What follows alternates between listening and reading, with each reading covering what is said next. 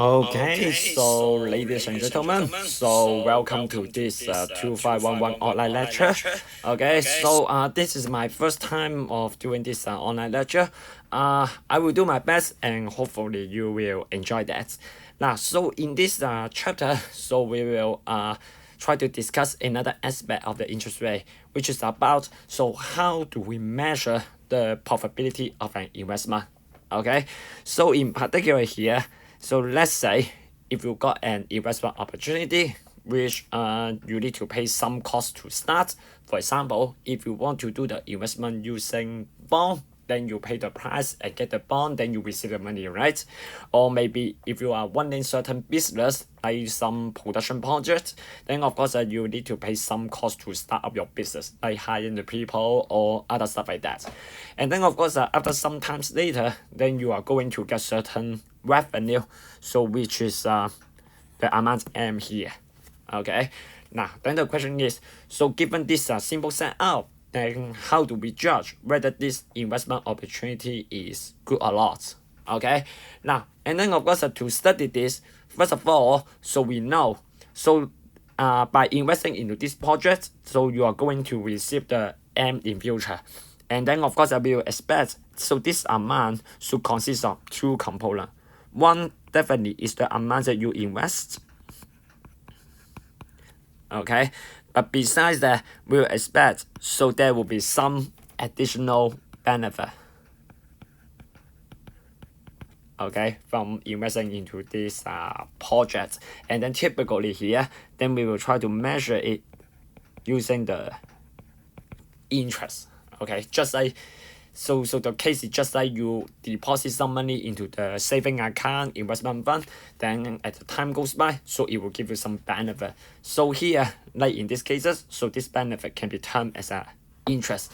And then to judge whether this investment opportunity is profitable or not, definitely you will try to look at the size of this interest. Okay, and then the question here is, so how do we judge this mathematically? Okay, so then this is what I'm going to do in this chapter. So basically here in this chapter, so we will try to develop two important criteria to judge whether a given project is profitable or not. So the first criterion is what we call the net present value criteria. So basically it try to look, so basically this is just the criteria which we try to compare the size of the revenue and also the cost. Okay, so which is so this one is the M in the earlier example, and this one is and the cost will be the L. Okay, and then here in this criteria, then we will try to compare these two, and then if the revenue dominate the cost, then definitely you should go for that, right? Or otherwise, then you should just withdraw from this project. Okay, so then this is the net present value criteria. And then of course another criteria, so will be very common one, which is what we call internal rate of return criteria. So the idea here is, so this criterion just try to help you to measure the size of this interest. Okay, and then here, in order to measure the size of the interest in any investment fund or whatever, then actually we try to use what we call effective interest rate.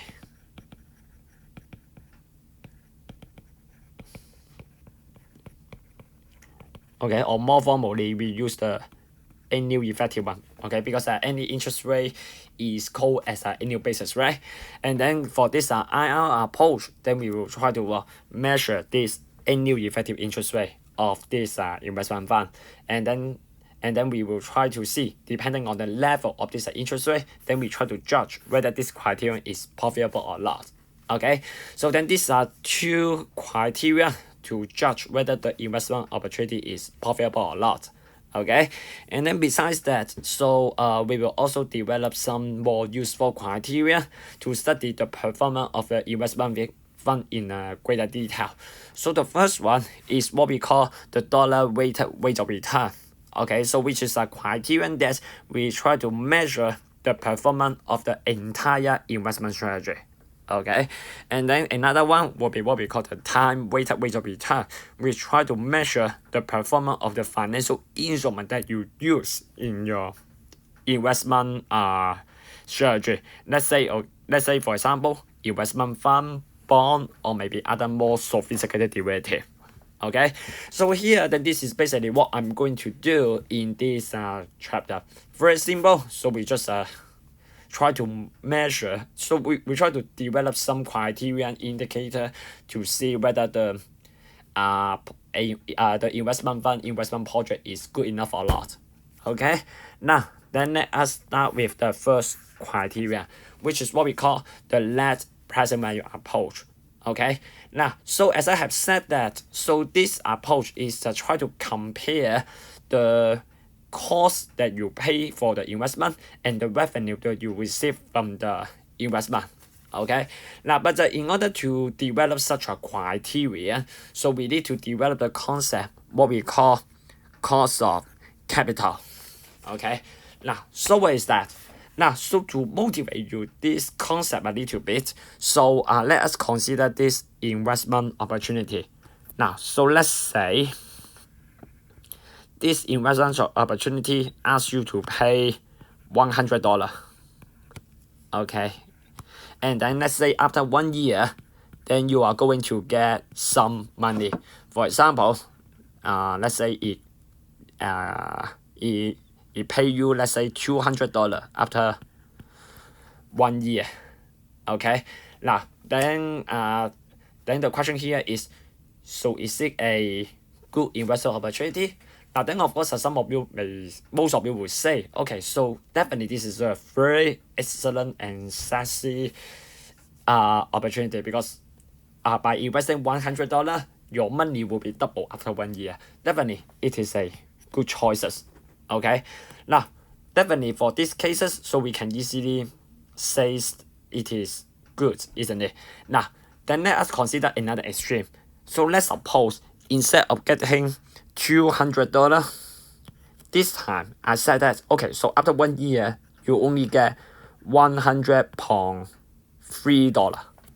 Okay, now then given this, is it a profitable opportunity? Definitely. So this will be a little bit embarrassing, because some people may think, okay, so for this investment opportunity, I can only get 30 cents from this investment. So some people may say, okay, because the size of this investment opportunity is too small, okay, then I shouldn't go for that. Okay, now but definitely yes, I totally agree with this. So so of course, if you talk about mathematics, now definitely, you will, so there's still some profit, right? So which is something 30 cents. Okay, so of course in math, so definitely we expect, okay, because this is positive, then definitely it is good enough, right? But the trouble here is it looks like that in real life, so actually not all of the investors will think of it in this way, because some people may think, so this interest is too small. Okay, then why does it happen there? Okay, so then the reason here is actually when people try to do the investment, okay, so when they look at the investment opportunity like that, so actually they have some sort of expectation on the amount of the interest earned by this investment opportunity.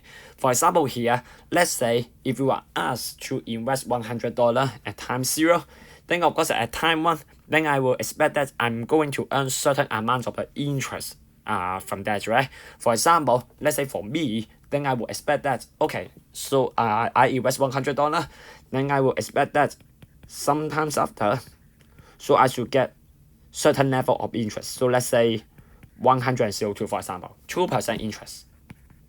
Okay, then so then that will be what my expectation.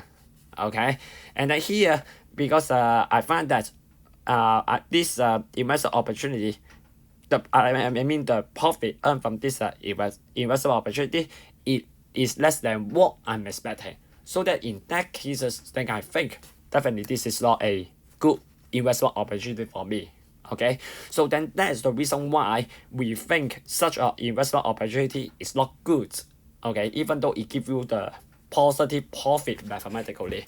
Alright, so here then it means that, so in order to judge whether the investment opportunity is profitable or not, then the first thing that we have to define is, so what is our expectation?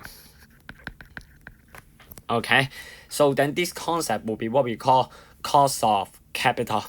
Okay, now and then how do we define this then? Okay, so here let us consider this scenario again. Okay, so let's say I got this investment opportunity, or maybe a investment fund. Okay, now then of course initially then you will invest certain amounts into that. Okay, then in future then I will expect that it will earn certain amount of interest. Okay, now then to measure this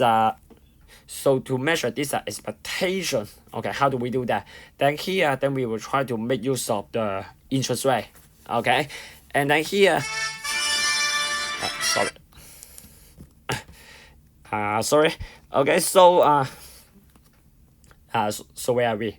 Yeah, so we talk about this cost of capital. Okay, now so here how do we measure this interest rate?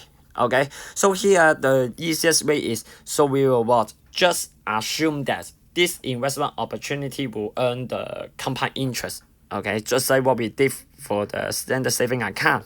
Okay, and let's say the investor expect that, so the investment opportunity will earn the compound interest at an annual effective interest rate I. Okay, then this interest rate I will be sort of investor expectation on the performance of this investment fund. Okay, so here then this I will be what we call the cost of capital of this investment. Okay, so which is the return that is demanded by the investor. Okay, and then of course here when they judge whether this investment opportunity is profitable or not, then they will compare the actual revenue with their expectation. Now, so how do we do that? Okay, now so here again, so let us consider the scenario that, so I have an investment opportunity which you need to pay $L. Okay, and then in future you are going to receive $M. Okay, which is at the future time t. Okay, now so here then how do we judge the profitability using this cost of capital?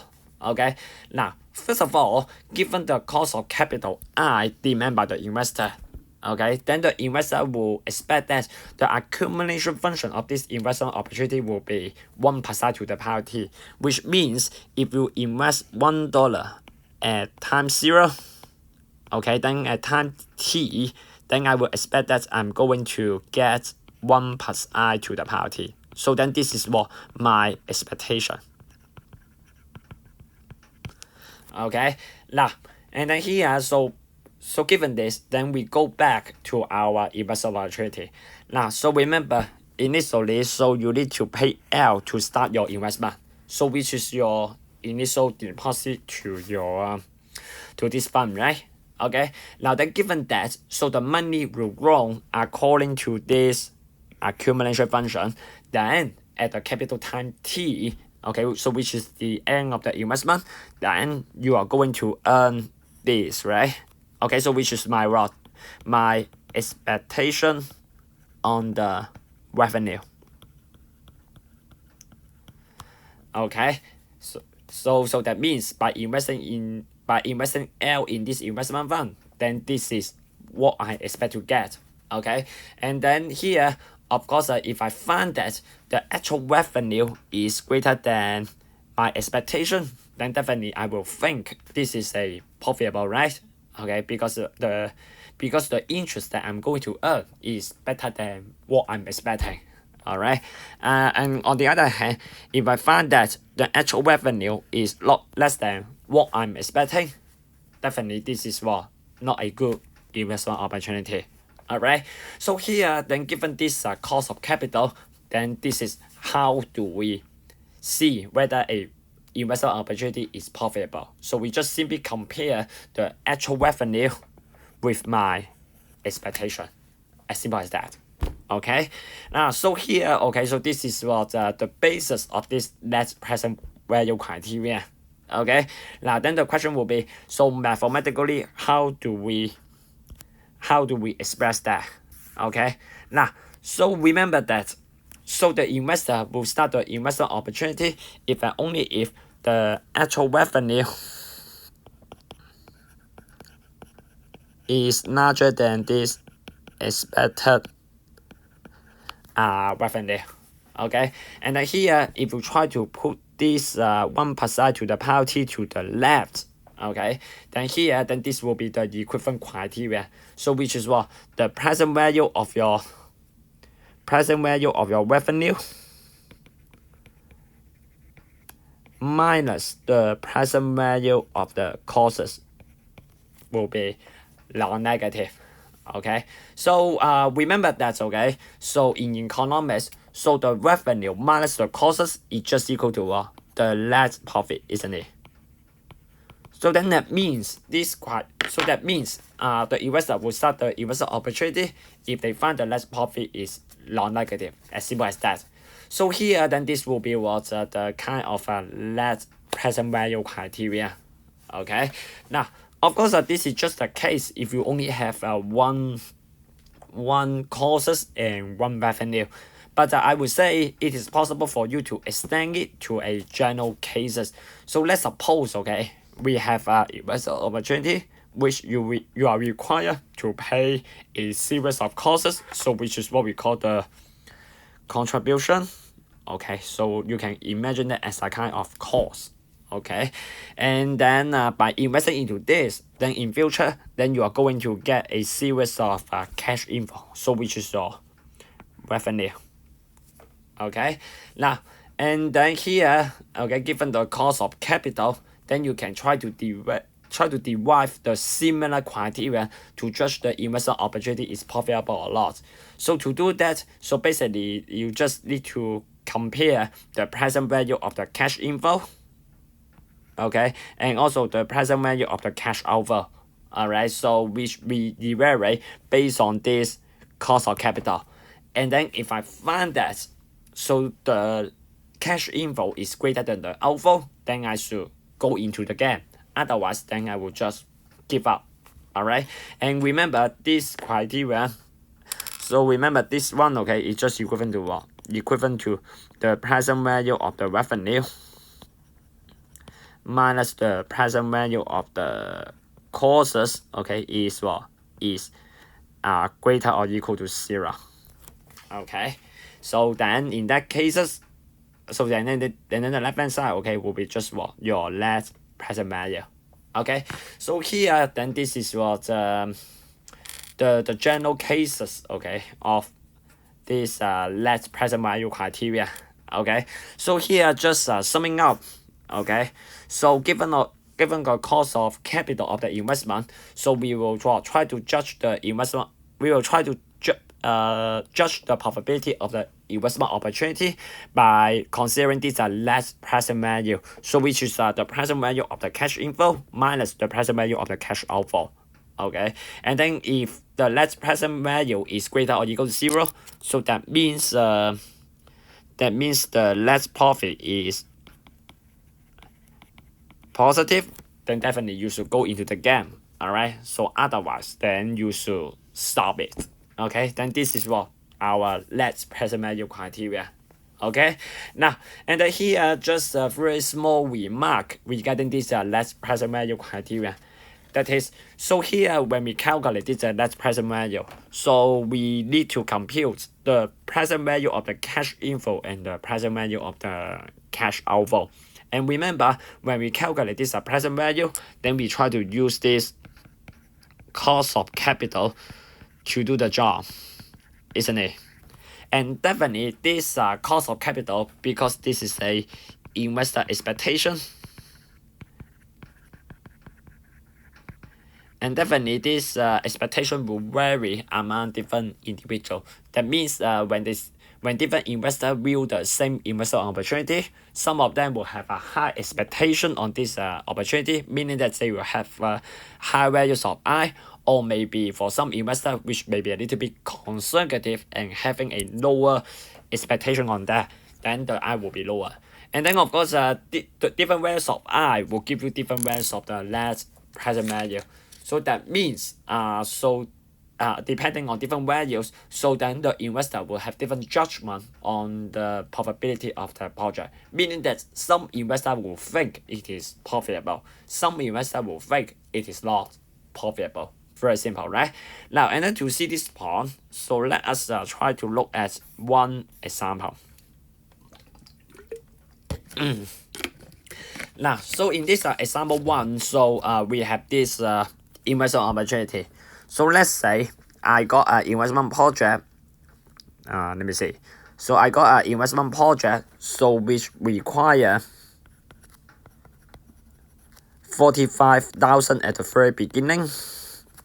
Okay, and then after you enter into the game, so you will get $16,500 after 6 months, and then another 90,000 after 1 year, and then another 20,000 after 18 months, 1.5 year. Okay, now, and this is the setup of this investment game. And then our goal here is, so we want to see whether this investment opportunity is profitable or not. Okay, now and then here, let's suppose I got two different firms. So the first one is firm A, so which is less aggressive. So they will expect that, so this project will earn the interest at 10%, meaning that the cost of capital is 10% only. All right, then and then we also have another firm, so which is firm B, so who is a more aggressive investor. So he think, so this project should earn more.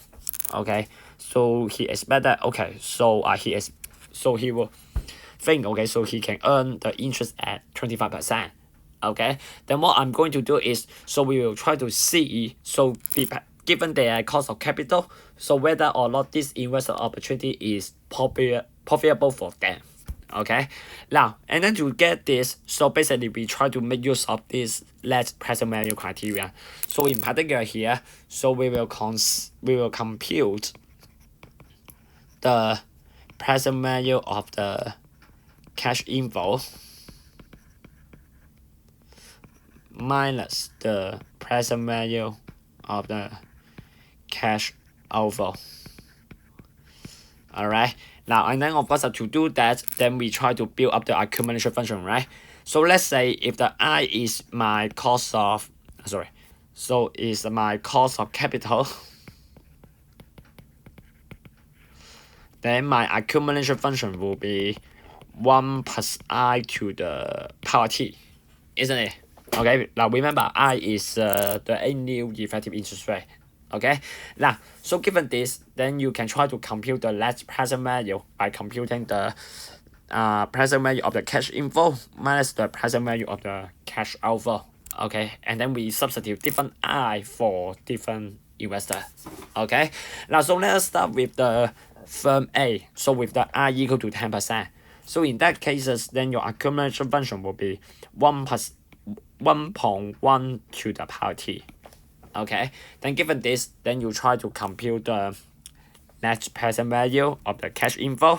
Okay, which is this free number. Okay, and also the present value of the cash outflow, so which is just a single payment at time 0. Okay, and then because this is at time 0, so no need to do any discounting. Okay, now so I guess you guys know how to pay with the present value, so I'm not going to do the details here. Now and then after you put in all the details, then this is basically what you get. Okay, so let's say if you take the I to be 10%, then you find that the net present value will be 5,340.543, so which is a positive number. Okay, it's good one. All right, so here, okay, then we expect, so in that cases, that the firm A will think this investment opportunity is profitable because the net profit is positive. Okay, and then on the other hand, let us consider the case for firm B. Okay, now so remember for firm B, he is more aggressive one, which demand a higher cost of capital of this investment. So in that cases, then the accumulation function will be 1.25 to the power t. Okay, now then in that cases, then you can again try to compute the corresponding net present value. So the cash inflow minus the cash outflow, and then this time you will find that so the net present value happen to be negative. So that means that for this investor, so he think this investment opportunity is not profitable. Okay, so here from this example, so you can see, so it looks like that. So depending on the cost of capital chosen by the investor, so actually they will have different judgment on the profitability of the project. Some may think they are profitable, some of them think this is profitable, some of them think that it is not profitable. Okay, so here then this is the net present value criteria. So which we try to judge the profitability based on his based on the investor expectation. Okay, so here then this is the first so the first criteria. Okay, now then after this net present value, then the second criteria will be the internal rate of return criteria. So what is that? So first of all, remember in the earlier session, so we talked about this net present value approach, and then one trouble of this net present value approach is, so actually the final conclusion, I mean the net present value is really depends on what the investor expectation on the investment performance. Okay, so which is driven by this cost of capital, right? And then different cost of capital will give you different value. Okay, so that means this is a kind of in certain sense this is a criterion that based on the investor preferences. Okay, so then that is the first limitation of this criteria.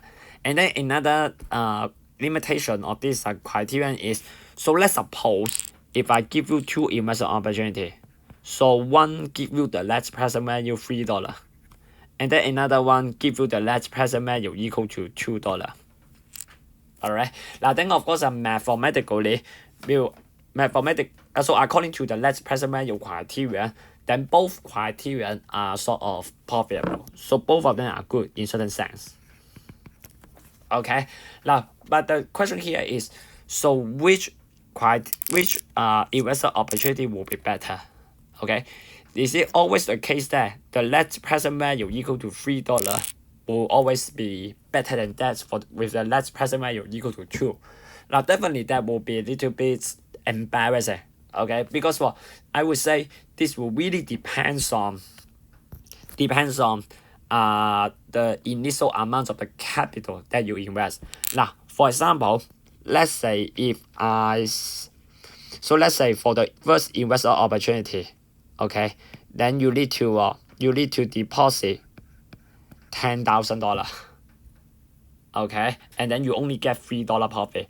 But for the second one, you just need to input $1, and then you got $2, okay, in future. Now then which one is good there? Now assuming that the investment horizon are the same, so let's say 10 year. And then in that cases, okay, then of course we will expect, so it looks like that, so the second one will appear to be a little bit better, right? Okay, because what, you invest $1, then you get $2 profit. But for the first one, you invest $10,000, but you get $3 profit. Saying it looks like that, so the net present value may still depends on what the size of the initial capital that you invest. Okay, and so because of that, so it is hard for you to compare the profitability of two investment projects with positive net present value. Okay, so what I want to say is, so it seems that so the net present value can only tell us whether the project is profitable or not. Okay, just yes or no. Alright, but it seems that it is we cannot use that to compare the performance of two funds with positive net present value. So that's the reason why I will try to develop another useful criteria to measure the probability. Then this concept is what we call internal rate of return. The idea of this method is just that. Okay, so here remember, so let's say if you have the investment opportunity, so you invest the dollar amount L, and then in future then you will get an amount M, right? Okay, and then we know this amount M will consist of your initial deposit and also the interest we earn, isn't it? And then here basically this approach is try to measure the size of the interest the actual interest earned by this investment fund. Okay, now and then the question will be, so how do you measure this? Okay, and then of course to measure this, so remember what we have done in the earlier chapter, so we will try to measure it using the interest rate. Okay, and of course here in order to measure the exact amount of the interest, so what we do is we will measure it using the effective interest rate. Okay, or maybe more formally we use annual effective interest rate. So okay, so then this is so how do we do the measurement? Okay, so more precisely, so what we are doing is, so we will assume that for this investment project, so it will earn the compound interest at an annual effective interest rate J. Okay, then here this interest rate J, okay, will be what we call internal rate of return.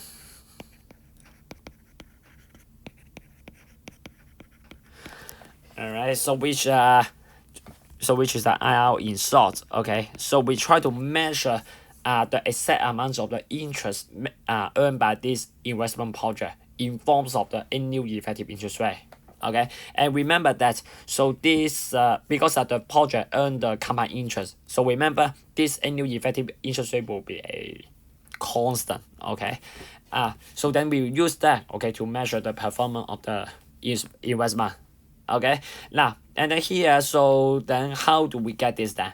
Now, so let's suppose I got an investment opportunity. So let's say so you need to pay this amount C1 and CK initially, and then after you make all this deposit, so you will get this revenue R1, R2, Rn in future. Okay, and then so then we will try to, given this, so we will try to measure, so what is this interest rate? Okay, now and then to do that, then basically we just use the same idea as we did for finding the yield rate of the bond. So basically we try to calc, so by investing into this this amount at the initial time, then you are going to receive this amount in future, right? Okay, so that means the cost here can be viewed as the deposit, and then the revenue can be viewed as well the withdrawal from the saving account. Okay, so here then we will expect that, so the present value of a cash inflow should be equal to the present value of the cash outflow. Okay, and then assuming that, okay, so this project will earn this compound interest at the annual effective interest rate J, then these two net present value should be equal. Okay, and then if you try to put the right hand side to the left, put the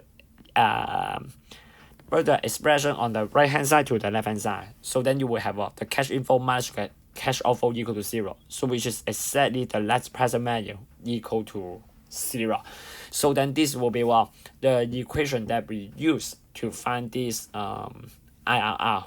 Alright, so then that will be our formal definition of this internal rate of return. So given the cash inflow and the outflow of the investment opportunity, and the assumption that the project earn the compound interest, then the internal rate of return of the project will be the annual effective interest rate J that will satisfy this net present value J equal to 0. Okay, so then that is the definition. Okay, then here given this internal rate of return, then how do we judge whether the investment opportunity is profitable or not? So which is very simple. So here remember, just like the so when we examine the net present value so when we evaluate the profitability of the investment project, so basically we try to so basically we try to compare the actual interest that I earn with my expectation, right? Okay, and then I will think this project is good if I only involve the actual interest is greater or equal to my expectation. Now remember, your expectation is measured by the cost of capital, right? So which is I. And on the other hand, for the actual interest, so remember we can measure it using the this IRR. Okay, and then given this, then we can easily conclude that. So let's say if your actual interest is greater than my expectation, so which is a greater or equal to I, then I should start the investment. Okay, and then otherwise, if the actual interest is less than what I'm expecting, then I shouldn't start the investment. Okay, so here then this is what just another criteria for this judging whether the investment opportunity is profitable or not. Okay, and then I would say compare with the net present value approach. So this IRR will be better because here under this IRR, so this J will exactly telling you the exact amount of the interest that you earn per unit capital. Okay, and definitely, so let's say if you have different investment opportunity which are all profitable and you want to choose the best one, then here you can try to compare your this IRR and see which one is larger. Okay, so then it will give you a fair judgment. And because this J does not really depends on the initial amount of the capital that you invest. And it assumes that so you assume that you invest $1, then this J will tell you how much interest do you earn. Okay, so here then this is the IRR. All right, now and then here let us try to look at some example. Okay, and try to see how do we do that. Okay, now so here in example 2, so we have this investment project. So let's say for this investment project, so you need to pay this so you need to pay this 78,000 at the very beginning. Okay, so then after that, so the firm is going to receive a series of revenue at the end of every month for 3 years. Okay, so you can imagine that this is a kind of production project. Okay, so you pay some money to start up your business, and then it will take some time to generate the revenue. Okay, so here for this investment project, so you will start to receive the revenue after 1 year, and then you can, so in this problem, so you are going to receive this $11,200 at the end of every 3 months for 3 years, and the first one will be starting from first year, and then every 3 months you are going to receive this amount, okay, periodically for 3 years. So that means altogether you will have 12 payments in total.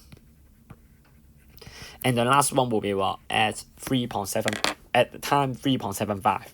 Okay, now and then our goal here is, so I want to know, so what will be the rate of return of this investment project. Okay, now so in order to do this, it is very simple. So here we let the J to be my IRR. Okay, so remember that to find this net present so to find this IRR, so we try to solve this equation, right? Net present value equal to 0. So which is the present value of the cash inflow minus the present value of the cash outflow, and then you set it equal to 0, right? Okay, now and then here, so how do we calculate this? Okay, now first of all, for the cash inflow, this is extremely simple because well, you only have one single cash flow at time 0. So meaning that this outflow is just simply 78,000. Okay, now then the only question will be just, so how do you calculate this present value of the cash inflow? Okay, now and then here if you try to look at this sets of the cash flow, so actually it is a kind of a unity, right, which the payment period is 3 months, isn't it?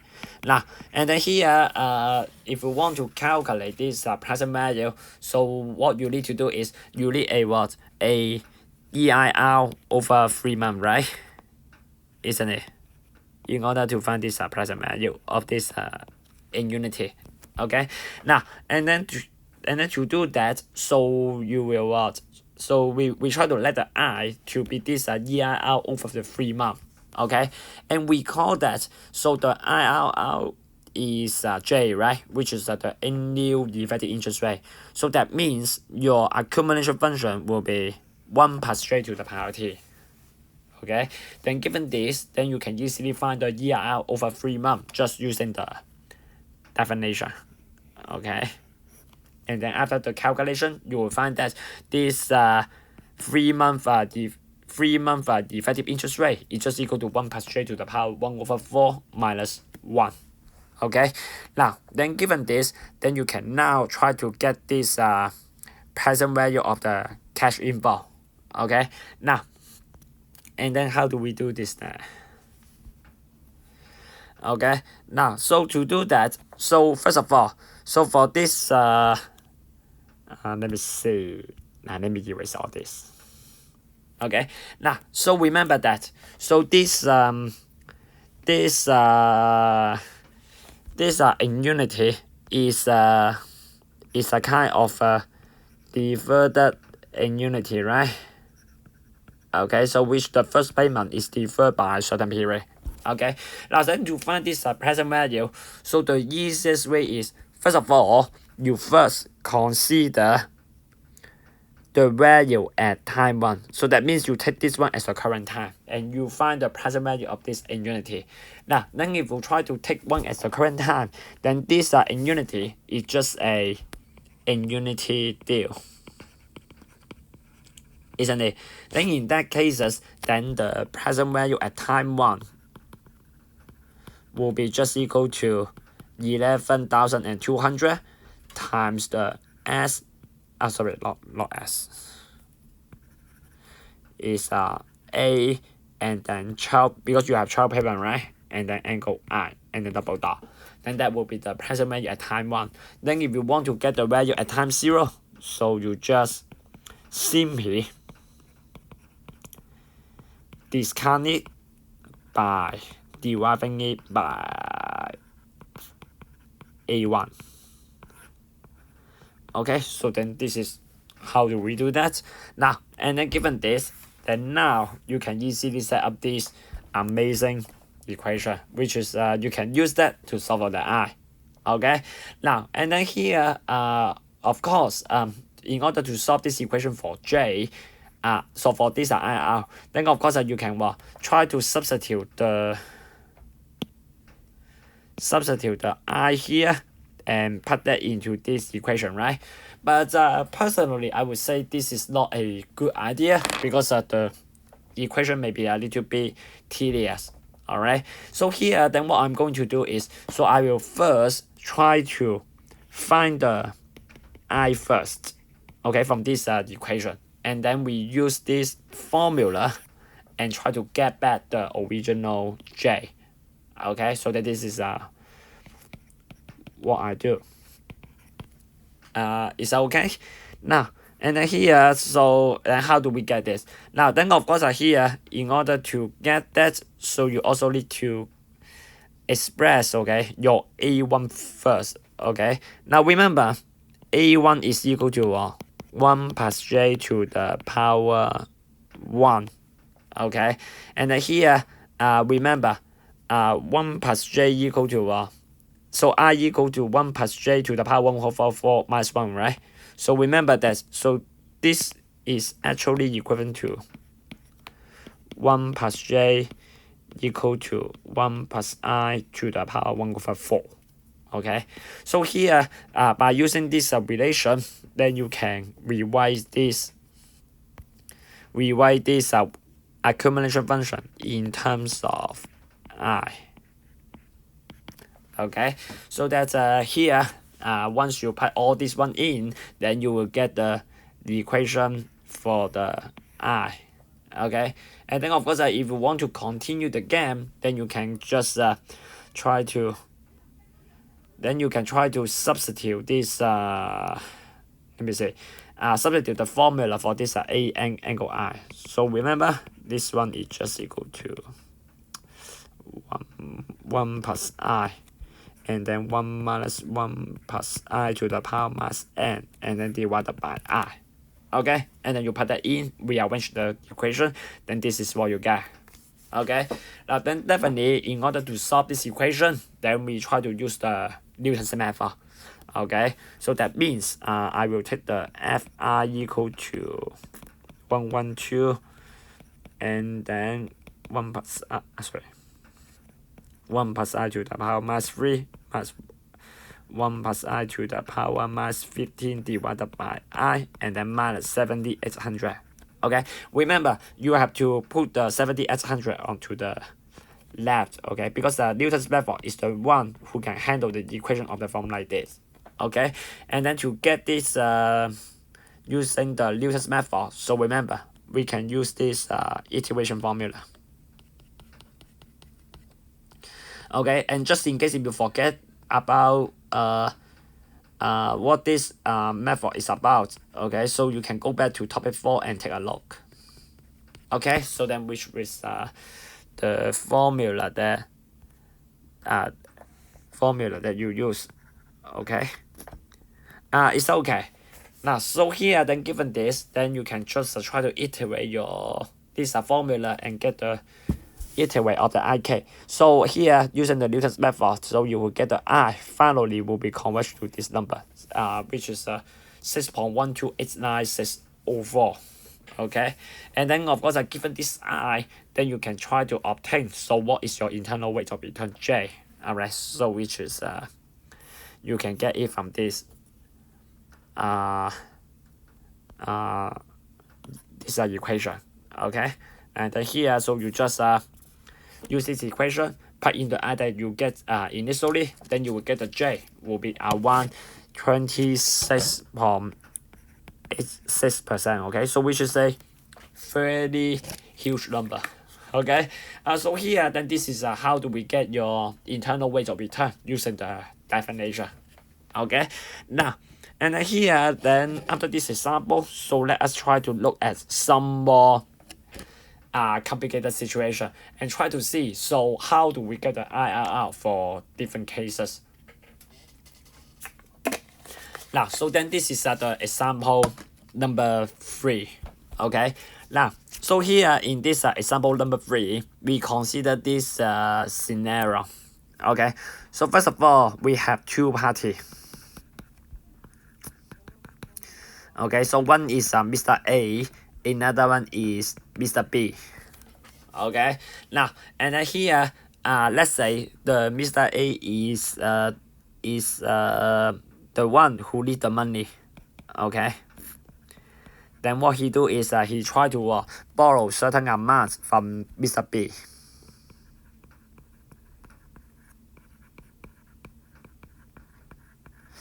Okay, and then of course by doing that in future, so this Mr. A, okay, so he will try to do the repayment and to do the repayment to Mr. B.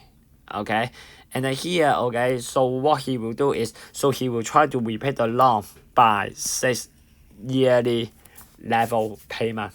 Okay, so that means he is going to pay this 6 amount S. Okay, so then this is the loan principal. Okay, and then he repaid that for 6 years. Okay, and then of course here we will expect, so this repayment will consist of what? Consists of the the loan principal, okay, and then plus also the interest. Okay, and then here, okay, we assume that the first repayment will be made 1 year after today, okay, and then the loan will charge the interest at this level. Okay, so meaning that this will be a kind of an interest rate earned by this Mr. B. Okay, now and then here, okay, so let's assume, so for this Mr. B, so once he invests, so he receive the payment from Mr. A at the interim period of time. Okay, so what he does is, instead of taking out the money, so he try to reinvest the payment into some investment fund. So for example, let's say he don't need the money at this moment, then what he can do is he put this money into some saving account and try to boost up the interest. Okay, so here let's assume that the fund will earn the interest at the annual effective interest rate 8.5%. Okay, now and then he will do this investment so until time says. Okay, so here let's suppose Mr. B will close the fund account at the end of the 6th year. So that means this is the end of the investment. Okay, then my question here is, so given the whole investment, okay, then we want to know, so how much interest is being earned by this Mr. B, okay, from this whole transaction. Okay, then here, in order to do that, then I want you to find out, so what is the yield rate of Mr. B is investment strategy. Okay, now then how do we do this then? Okay, now so in order to do this, the first thing that you should do is you should try to so you first try to build up the equation for the IRR. Okay, now so here remember, we let the J to be my IRR. Okay, now and then to find this J, so we try to try to solve this equation, right? Net present value equal to 0, and then and remember the net present value is just equal to the present value of the cash inflow, which is your revenue, and then minus the present value of the cash outflow. Okay, so that means, okay, so in order to do this, so we have to figure out, so what is the cash inflow and also the cash outflow faced by the Mr. B. Okay, now and then in order to do that, so let us try to analyze it in greater detail. Okay, now first of all, let us start with the cash outflow, so which is what the money paid by the Mr. B. Okay, now and here remember, initially, so the Mr. B will try to lend this $250,000 to Mr. A, right? Okay, so then that means, so this amount, okay, will be your cash outflow for the Mr. B, isn't it? Okay, so that's why here, okay, so you can see, so there is a cash outflow.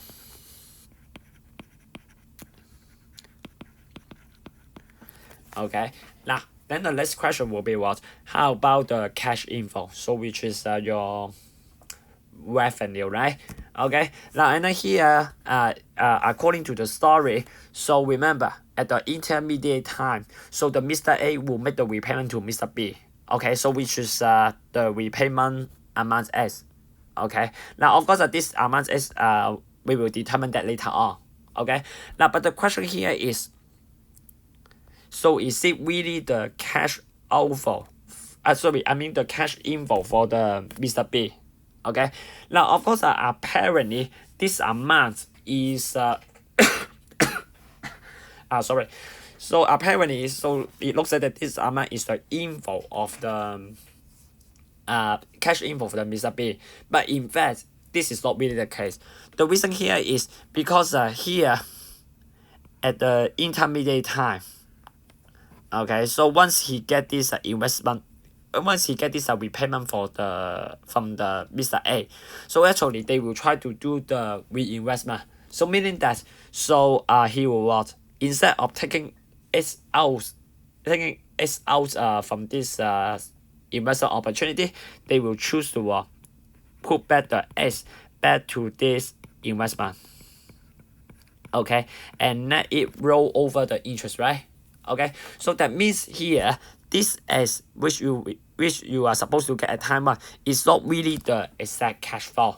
Okay, and in particular here, okay, so what this Mr. B actually receive will be what?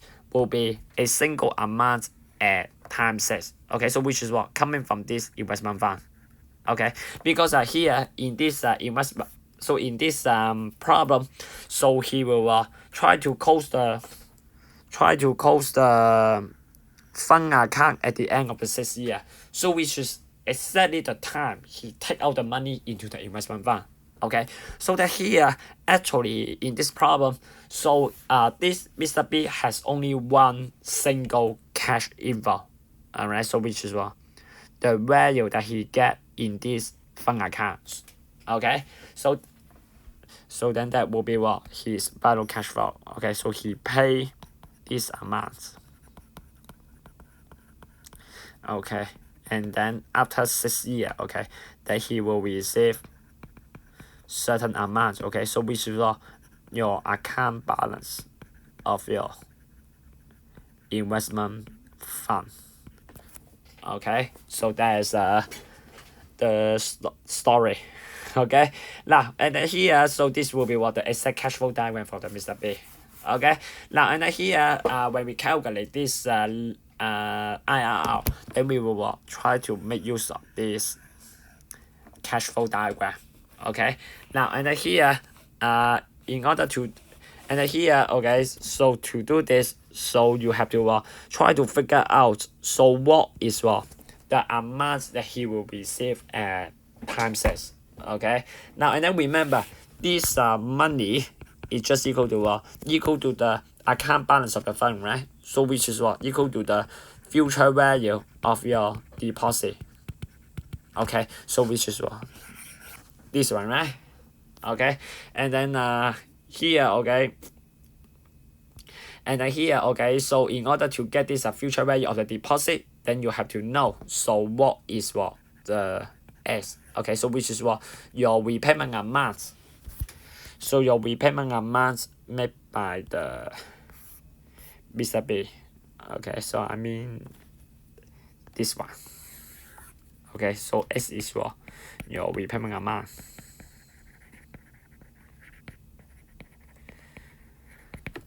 Okay, now and then here, so let us try to do it step by step. Okay, so first of all, you start with the find the S first. Okay, now remember this loan charged the interest at 12.75%.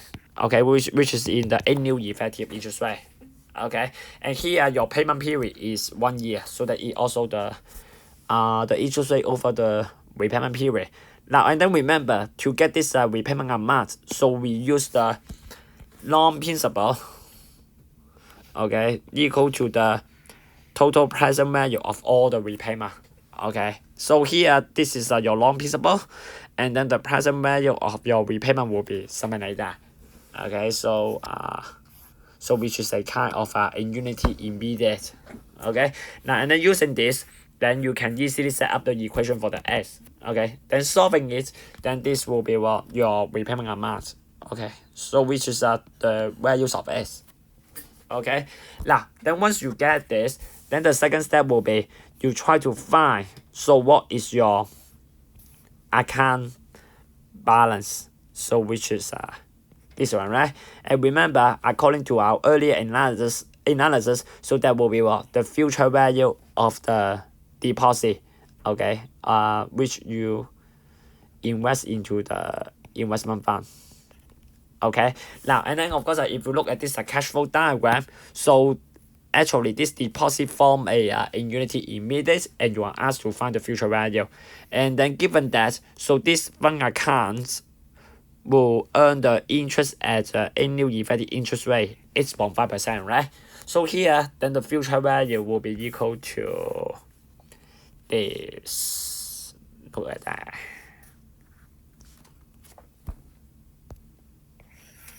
Okay, and then here just be careful. You should take 8.5% for the interest rate because we are talking about the fund, not the loan. Okay, so here then just put in the S and then you evaluate this as 6 angle 0.085, then you can easily get your future value. Okay, now and then given this, then you can get your cash info. Okay, so which is a 461,368.9128, which is you receive at time 6, and then at time 0 you pay 250,000. Then now you can try to use that to get your IRR. Okay, so remember we let the J to be the IRR. Okay, then we try to get your J using this net present value equal to 0. Okay, then what you need to do is you try to calculate the present value of your cash info, which is this number. Okay, and so maybe I write that here, so which is your FV here. Okay, then you get the present value. Okay, and then minus the present value of the cash info. But because this is a payment at time 0, so you can just keep it, okay, without doing any discounting. Okay, so that here after you have that, then you just have a very simple equation for this J. Just solving that, then you will get the IRR will be approximately equal to 10.75%. Okay, so which is the interest earned from this interest earned by the Mr. B in this investment. Okay, so here, okay, then basically we have go through 3 examples about this IRR. Okay, now then here let us try to look at some more sophisticated example. Okay, now so here in example number 4, all right, so we try to consider a more complicated investment strategy. Okay, now so the story is something like that. So here so initially, so we have a guy called Peter,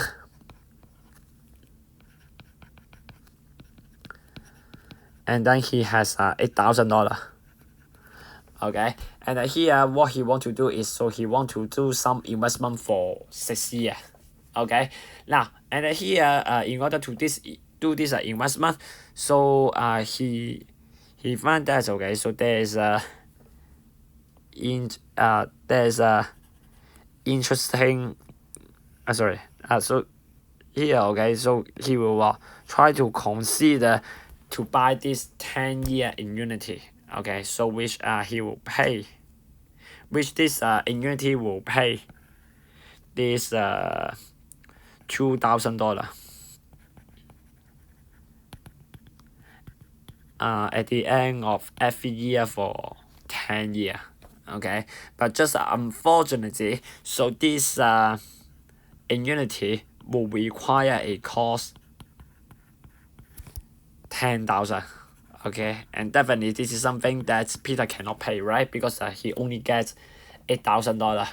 Okay, now then of course so let's say if the Peter really wants to buy it, okay, then what he do is he will try to ask for some more money.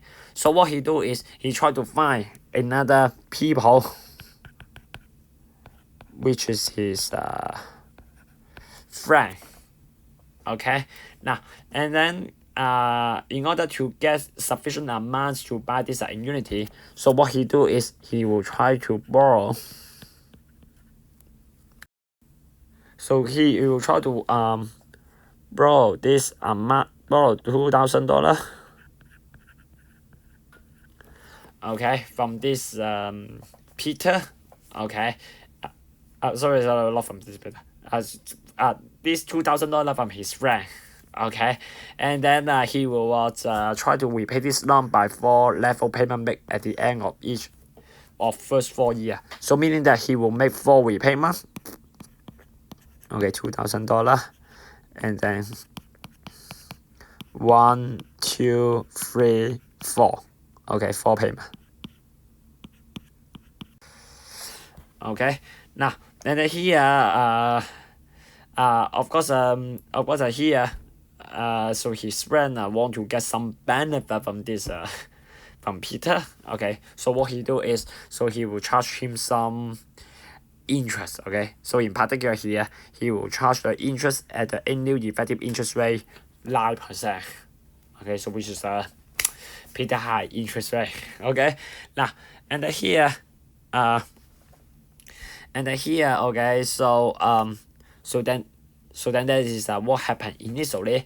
Now then of course after he get this $2,000, then he can have enough money to buy this annuity, right? Now then by doing that, then he will receive this $2,000 this $2,000 at the end of each year. Okay,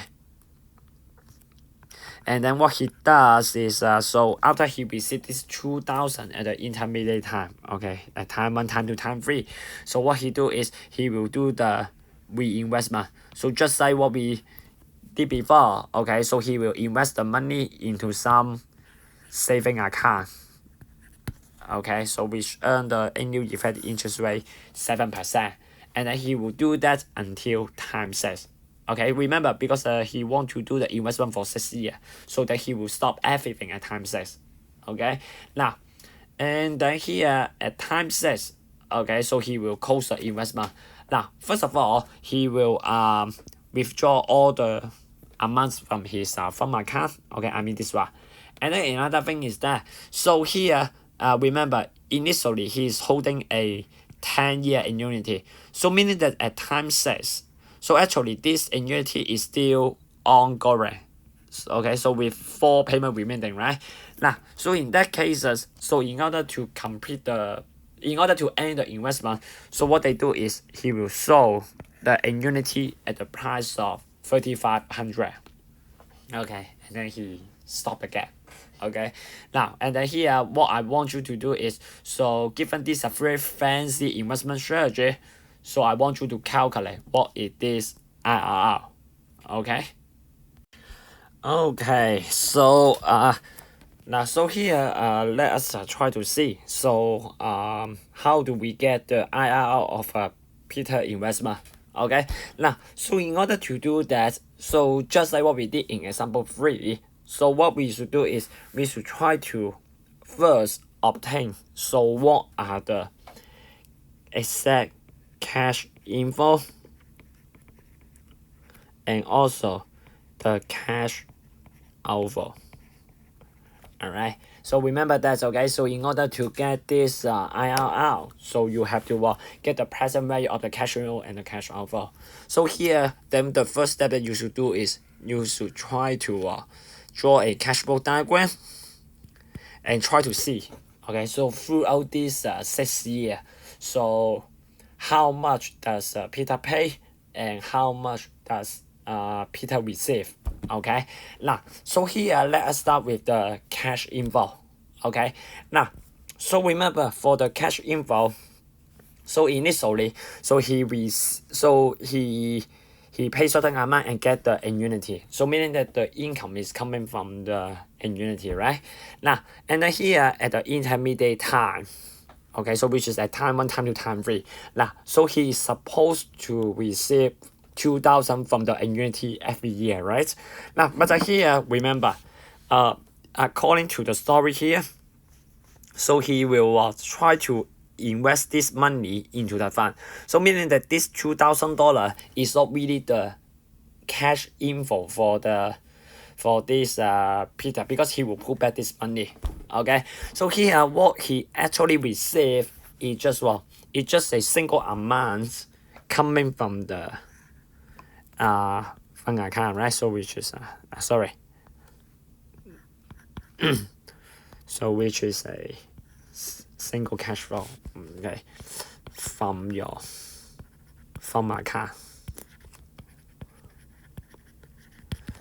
Okay, so which is equal to the future value of your past deposit. Okay, so which is $2,000 per year. Okay, so let me write that down.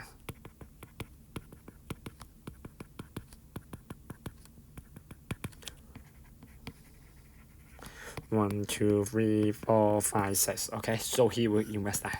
Okay, now so then this is the first cash inflow, but I would say besides that, there's another one. Now so remember, after 6 years, so he still get this ongoing annuity, right? And then at that time that he sold this annuity at 3,500. Okay, so meaning that at that time once he sell this annuity, so he will get this extra amount. Okay, 3,500. Okay, from this annuity, right? Okay, so here, okay, then there will be two cash inflow. One is the money from the fund account. Another one is this 3,500 from selling this annuity. Okay, now and then of course here you can try to compute these values. Okay, so which is given by this formula. Okay, so first of all, for the fund account, for the money of the fund account, so that will be what, just the present value of your deposit, and you make this deposit, right, $2,000, and then the interest is, let me say the sorry, so the interest is 7%. Okay, so here, okay, then you just use that, and then you can get the future value. Okay, just a standard annuity immediate. Okay, and you talk about the future value. Okay, now but besides that, so there's another one. Okay, so which is the amount that you get from selling the annuity. Okay, so which is 3,500. Okay, so here, okay, then if we sum these two up, then this value will be the value that you can receive at time 6. Okay, then that will be what? That will be our cash inflow. Okay, now and then I guess so this part is still easy, but perhaps the more tricky part will be how do you determine the cash outflow? I mean the money that Peter paid for the investment. Now, so I would say this is a very tricky one. Now, so let's take a look on that. Now, so initially, remember, he need to pay some money to buy the annuity, right? Okay, now and then of course apparently because this money, because this annuity require 10,000. Okay, so of course some of you may say, okay, so does it mean that the Peter paid this 10,000? But I will say it is not, because if you try to look at the transaction, remember, initially he only has $8,000. Okay, and then here another $2,000 actually is coming from his friend. Okay, so which is what, not really the money that is paid by the Peter. Okay, of course the Peter will need to pay that in future, okay, as a kind of repayment of the loan, but actually at time 0, so what he actually paid is just $8,000. Okay, so that's why here at time 0, so his cash outflow is just $8,000. Okay, not 10,000. Please be careful. Okay, now, but of course this is not just a single, not the only cash outflow. Alright, in fact, remember, at the initial time, actually he also set up the long contract between he and his friend, right? Okay, and then of course by doing so, then he need to repay this 4 amounts at in the next 4 years. Okay, 1, 2, 3, 4. Okay, so here, okay, so there will be constitute another set of the cash outflow, that is this 1, 2, 3, and 4. Okay, so that is what the loan repayment.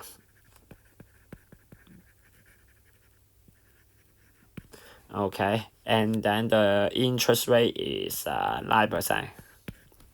okay, which is the annual effective one. Okay, now so here those actually, so this will be another set of the cash over.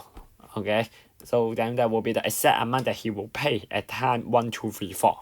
Okay, now so here, okay, then that will be what our cash over. Now and then of course if you want to get the repayment amount, so again then you just try to set the loan principal equal to the present value, so which is which is this one. Okay, the present value of the repayment equal to the loan principal. And here, because you just borrow this $2,000, so that will be the loan principal. And then you solve this, then you will get the S equal to this 617. So which is your monthly repayment amount. Okay, now so here, okay, then that will be what the details of his cash flow. Okay, now then the next thing here is then you try to find the IRR now. Okay, so here so to get this, so we just use this basic cash flow diagram. Okay, so first of all he paid 8,000 at the beginning, and then 4 level repayment S at time 1, 2, 3, 4 respectively. Okay, and then at time 6, so he will get a single cash over 17606.58. Okay, and then here we let the J to be the IRR of Peter investment, so which is annual effective interest rate. Now then you just set the net present value equal to 0, and then you calculate the present value of the cash inflow. Okay, minus the present value of the cash outflow. Okay, inflow is very easy, but just for the cash outflow, just be careful. So there are two cash outflow. One is the $8,000 that you pay at the beginning, and also 4 cash outflow. And then you need to take the present value. Just use the standard annuity immediate, that you can easily get the formula. Okay, and then here, so then that will be the equation that we are looking for. Now and then to solve this, okay, so first of all you can expand this A for angle J, which is 1 minus 1 plus J to the power minus 4 divided by J. Okay, then you will get the equation for the J, right? And definitely for this equation, so we can only solve it using the Newton's method. So just using the Newton's method, then you will get the J will be approximately equal to 10.1879%. Okay, so here then this is how do we get the IRR for this very complex investment. And then my tips here is, so in order to really get this IRR, okay, so remember we always need to find out, so what is the exact cash flow and the cash inflow and cash outflow faced by the investor. Okay, so basically you try to use the forward industrial, and then we try to figure out, so what is the actual cash flow. Okay, remember the cash outflow, okay, is the money that is actually paid by the investor. Okay, and the cash outflow will be the money that received by the investor. Okay, and then if the money is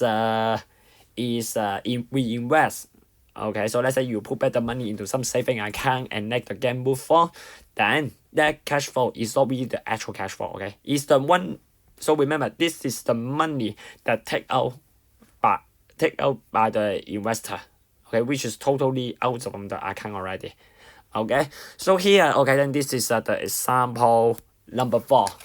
Okay, so hopefully you find that it's not too hard to follow, but just we need to do that patiently. Okay, now so here then let us try to go through a couple of example. Okay, now so here in example number 5, we consider this what we call the bond investment. Okay, so in this problem, the story is very simple. So let's say I got a guy, Thomas, okay, and then he he want to do the investment for 3 years. Okay, then what he does is he try to buy some bond to do that. Okay, so here initially, so he will so he try to buy a 10-year coupon bond for the investment. Okay, and then here, so these are the some detail. Okay, so this bond will has a face value 3,000, redemption value, okay, also 3,000. Annual coupon rate 6%, payable quarterly. Okay, so remember that means the R equal to 6% divided by 4, which is 1.5%. Okay, and and then the annual nominal yield rate of this bond is 6%, 6.6%. So meaning that the J is equal to 6.6% divided by 4, which is equal to 1.65%. Okay, so I just calculate this detail just for the future calculation. Okay, now then that means at time 0, so he will pay some money. Okay. Okay, so which is the bond price.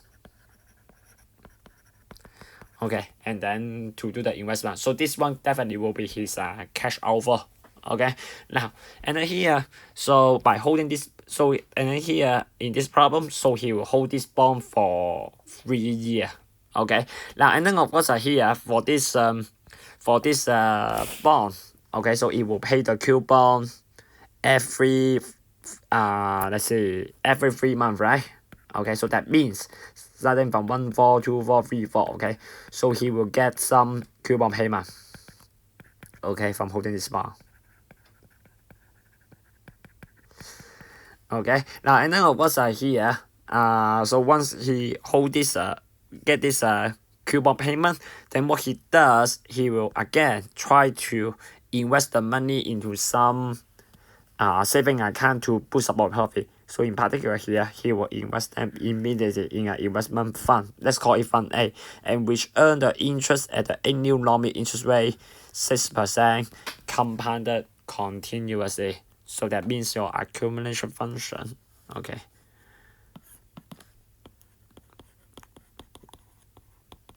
Will be exponential to the power 0.06 to the power t. Okay, and of course we will use that to calculate the EI or stuff like that later on. Okay, now and then here so there's what happened in the middle. Now then here let us take a, so let us move to the time 3. Okay, now so at time 3, remember, so this is the end of the investment. Okay, now and then of course to close the investment, so what he does, he is try to sell this bond. Okay, and then withdraw all the money from Fund A. Okay, and then the investment is over. Okay, now so that means, okay, so at the time 3, so he will get 2 cash flow. Okay, so one definitely will be the bond price from selling the bond. Okay, and also you will also have some amounts coming from your fund account. Okay, so which is coming from this coupon. Okay, now and then I'll also give you this annual nominal yield rate of the bond at time 3, which is 5.6%. So which is the J prime equal to 5.6% divided by 4, which is equal to 1.5%. Okay, now and then here so this is the whole investment game. Okay, now and then in this problem, what I want you to do is, so I want you to evaluate this investment and see whether it is profitable.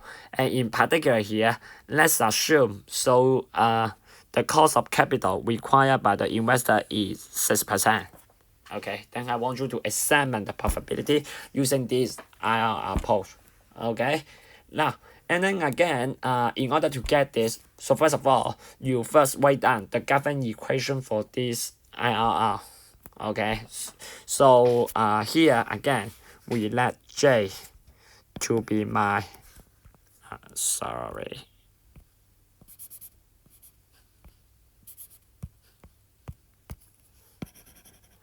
Okay, so we let the J to be my IRR.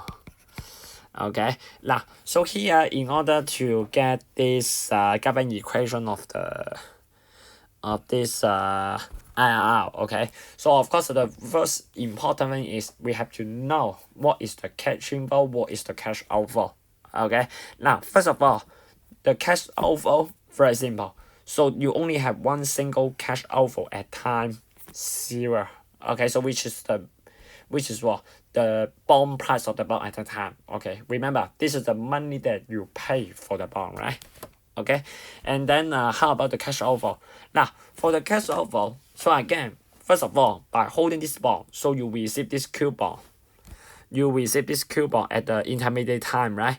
But as we know, according to the given condition, you will reinvest that. Okay, so that's what. So you will only get this payment at time 3 is that.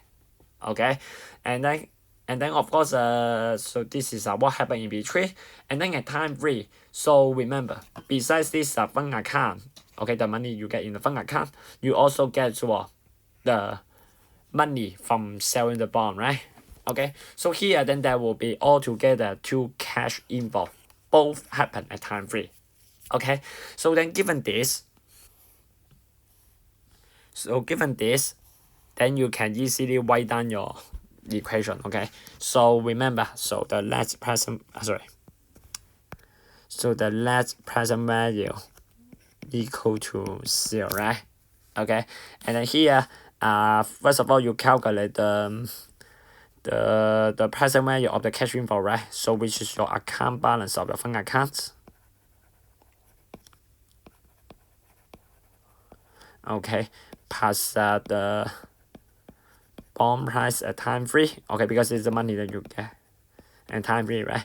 And then you take the present value. Okay, so which is what? A3. Okay, and then of course you also need to so this is the present value of the cash inflow, right? And then you need to subtract by the present value of the cash outflow. And here, okay, so we only have one single cash flow at time 0, right? So which is the bond price at time 0. Okay, and because it is at time 0, right? So that you don't need to take the discounting. Okay, and that will be what the basic given equation of this IRR. Okay, now and then I guess the only thing left is just try to gather all the necessary data. So that means you have to find out, so what is the bond price at time 0, what is the bond price at time 3, and also what is your account balance of your fund after 3 years. Okay, so let us just try to get it one by one. Alright, now first of all, let us start with the bond price at time 0. Okay, now so here, okay, so here remember, bond price is equal to what? Equal to the present value of all the coupon and the redemption value, right? Isn't it? And then remember, our bond is a 10-year bond. Okay, which you get the coupon quarterly, right? Okay, RF, something like that, and then a redemption value and then a coupon and a redemption value. Okay, now and then here you just and then here, okay, then you just calculate this present value. Alright, so which is something that I show here. Okay, now because it pay the coupon 4 times per year, so meaning that you are going to have 14 coupon, 40 coupon in total. Okay, and then the coupon rate is so 6%. Okay, and payable quarterly, right? So that this will be your R, and then that will be your F, right? And then RFA and angle J. Okay, and then you also have the redemption value, which is you receive at the end of the 10th year, so the amount is 3,000. Okay, then that will be what the bond price at time 0. Okay, so which is $2,868. Okay, and then we got the first term. Now then and then similarly, okay, so if you want to get the bond price at time 3, so which is also very simple. Okay, so again the bond price at any time is just equal to the present value of the of the remaining coupon and the redemption value, right? Okay, now and then here because for after 3 years, so you have 12 coupon paid already, so meaning that there are only 28 coupon remaining because you have 7 years to go and then 4 coupon per year, and in addition you also have this $3,000. Okay, but here just be careful when you calculate this bond price, because when you calculate the bond price at time 3, so you should use the yield rate of the bond at time 3. Okay, and here remember at time 3, so the yield rate has changed. Okay, so it now become 5.6% instead of 6.6%. Just be careful on this. So here the new corresponding value of your J will be 1.4%. Okay, so here, okay, then you use this new yield rate to calculate this present value. Okay, then this is what you get.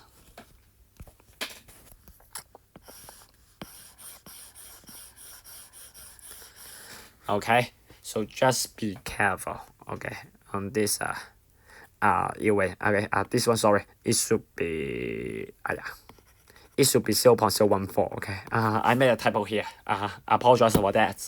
Okay, now anyway, so here then this is how do you get this present value. Again, it's a bond price at time 3. Okay, so is that okay? Now and then here, so then after this, then you get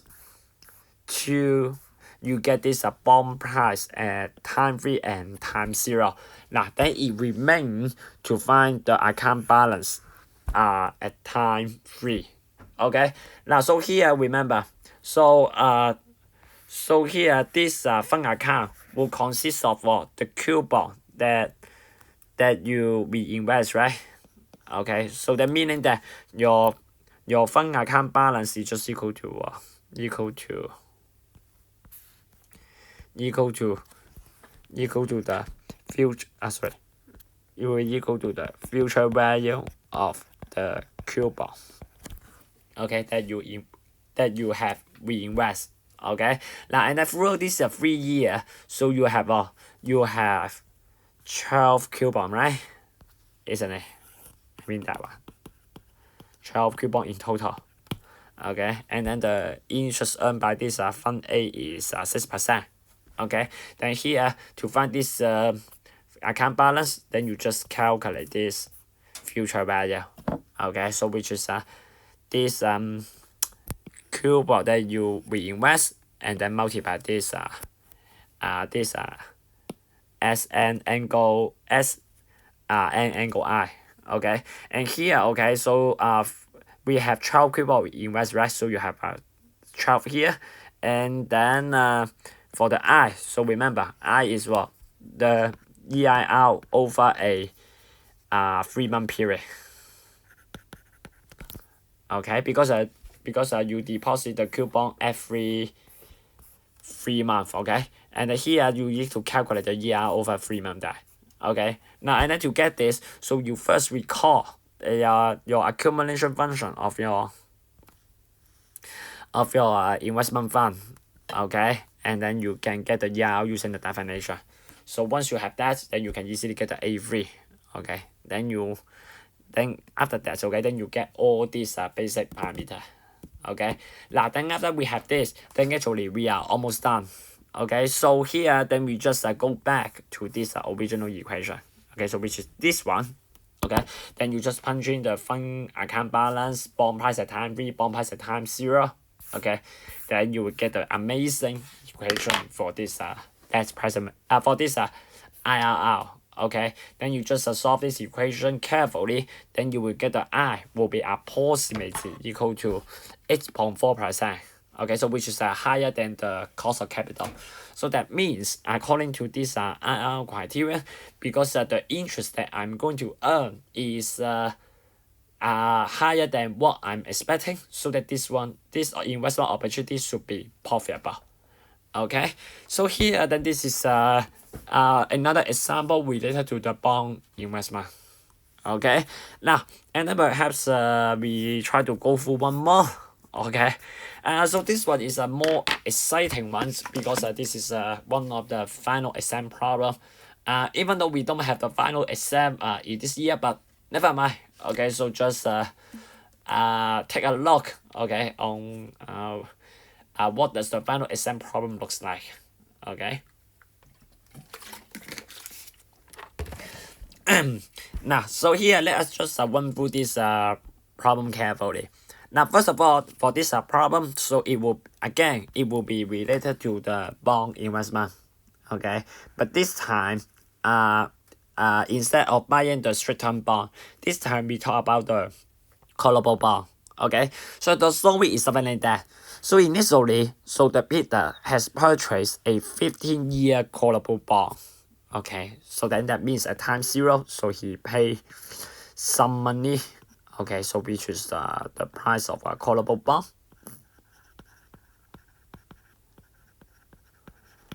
Okay, and then for his and then he did initially, so he buy this callable bond for the investment for 15 years. Okay, so that means this will be the end of this investment. Okay, and here, okay, so I give you some basic configuration of this bond. Okay, so including the face value, annual coupon rate. Okay, and then here we also assume that so this bond can be called at the price 2200 at any coupon payment day starting from 6 years. Okay, which also include the maturity date. So that means that for this callable bond. Okay, so let me write it down here. Sorry. So careless. Okay, so for this callable bond, okay, so you can receive some coupon. Okay, and then besides that, okay, so starting from 6 years. So 6 years, so that means at time 6, okay, time 6, okay, so you can try to call the bond at any coupon payment day, and because the coupon is paid annually, so meaning that you can call the bond at 2200 at any coupon day. That means he can call at this coupon payment day. Okay. Alright, so then that is the basic configuration. And here, I also give you that at this initial time 0, so the minimum yield rate of the bond is 6.8%, so which is called as the annual effective one.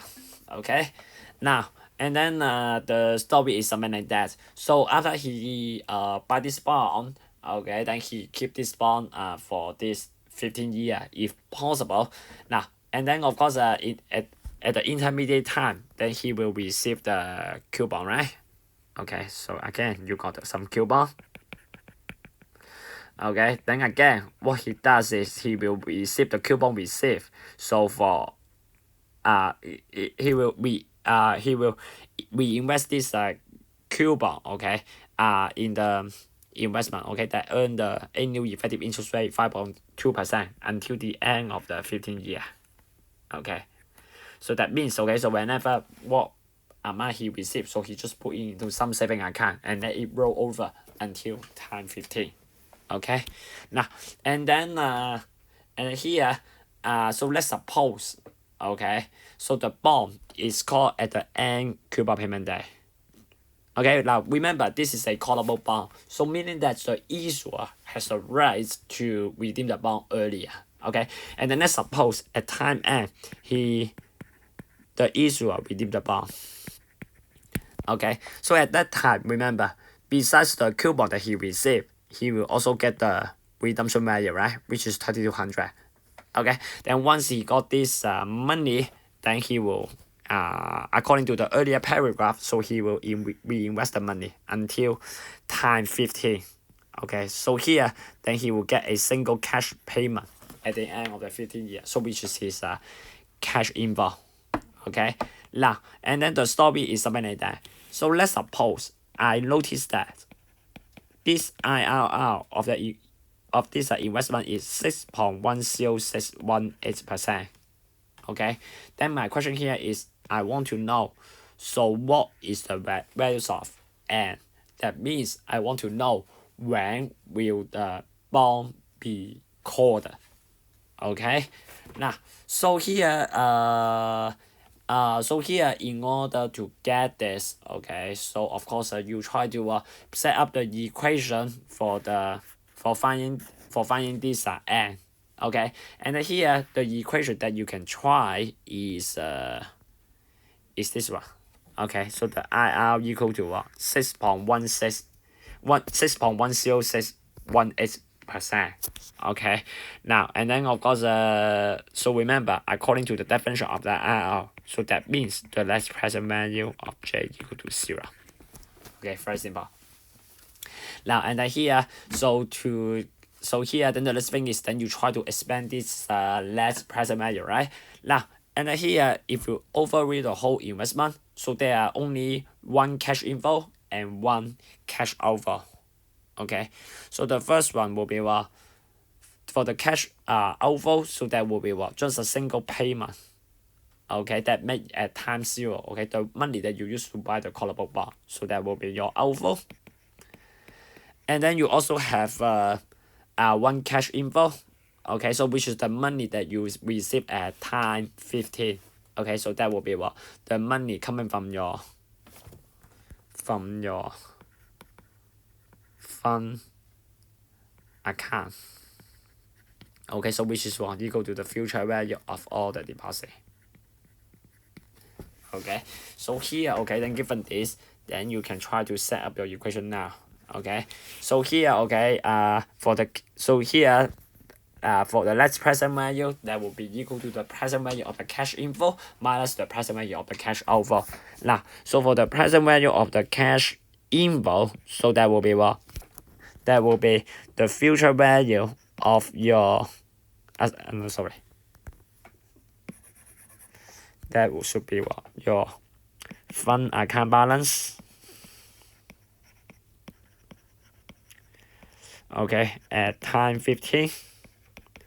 And then divided by 1 plus j to the power 15, because we are talking about present value, right?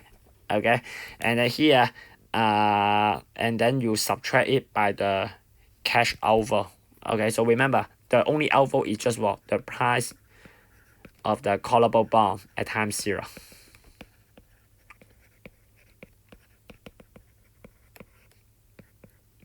Okay, and that will be the equation that you can use to obtain the useful equation for the n.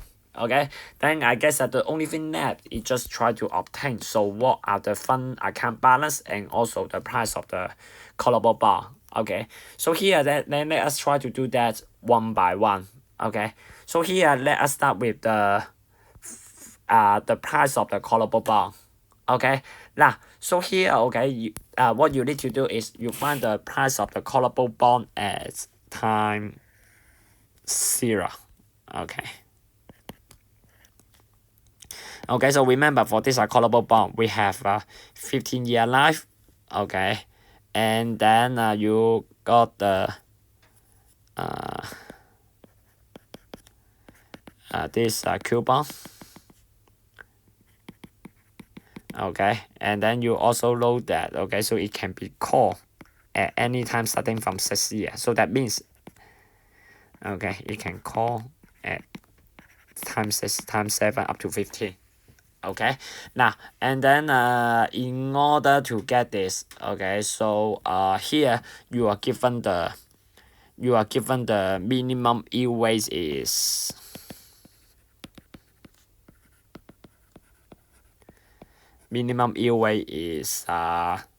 let's say 6.8%.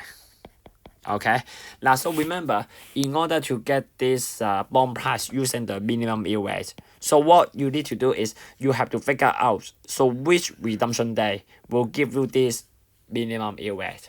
Okay, now so remember that in order to do this, so what you need to do is you try to figure out so whether the bond is bought at premium or bought at discount, right? Okay, so that means you need to what should I do? So let me try to get some space here. Okay. Okay, so here, okay, in order to get which redemption day is give you the minimum yield rate, so you try to see whether the bond is bought at premium, right? Or maybe bought at discount.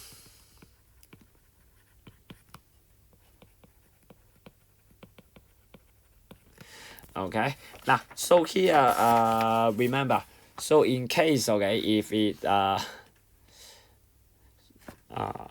so just recall so just recall, so if the bond is brought as premium, so the minimum yield rate will happen at which part? So will happen at the earliest redemption day, right?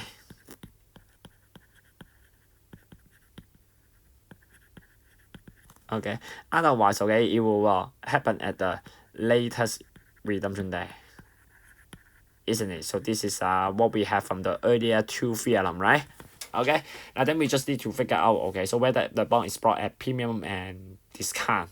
Okay, now so of course here, in order to see whether it is bought at premium and bought at discount, we cannot compare these two directly because the bond price is unknown. Okay, so remember that what you can do is you can try to consider the premium discount formula. Okay.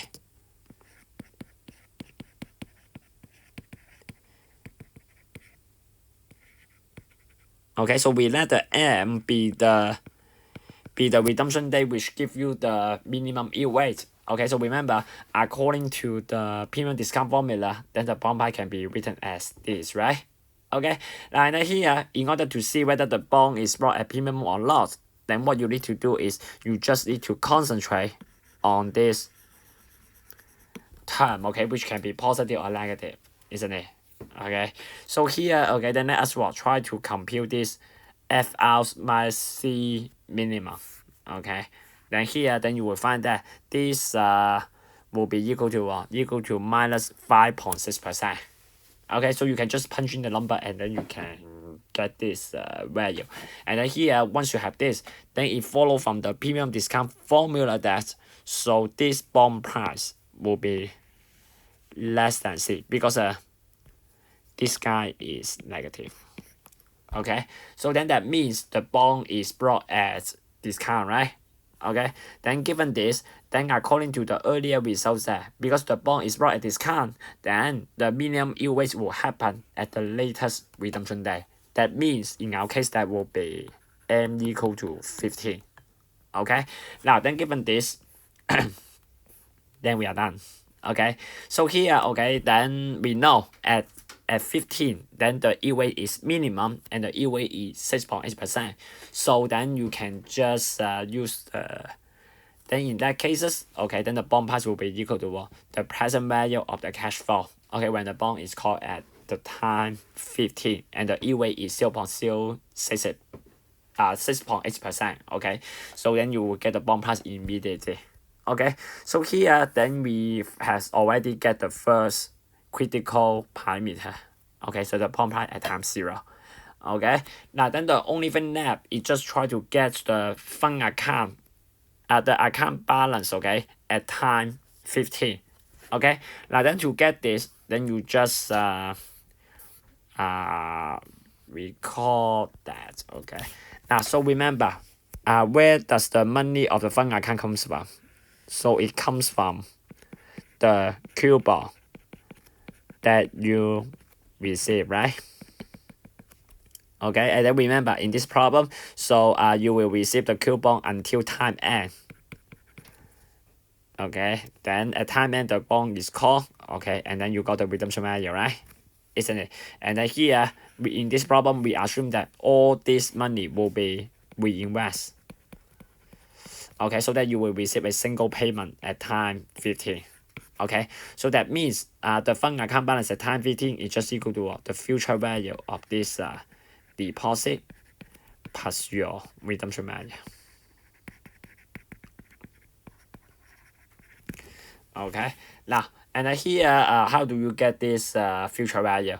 Now, so of course the easiest way is, first of all, you take time n as the current time first. Okay, and try to get the fund account balance. Okay, after you finish the last deposit. Okay, now then at that time, so the value consists of two components. One is the 2200. Okay, and also the future value of your coupon.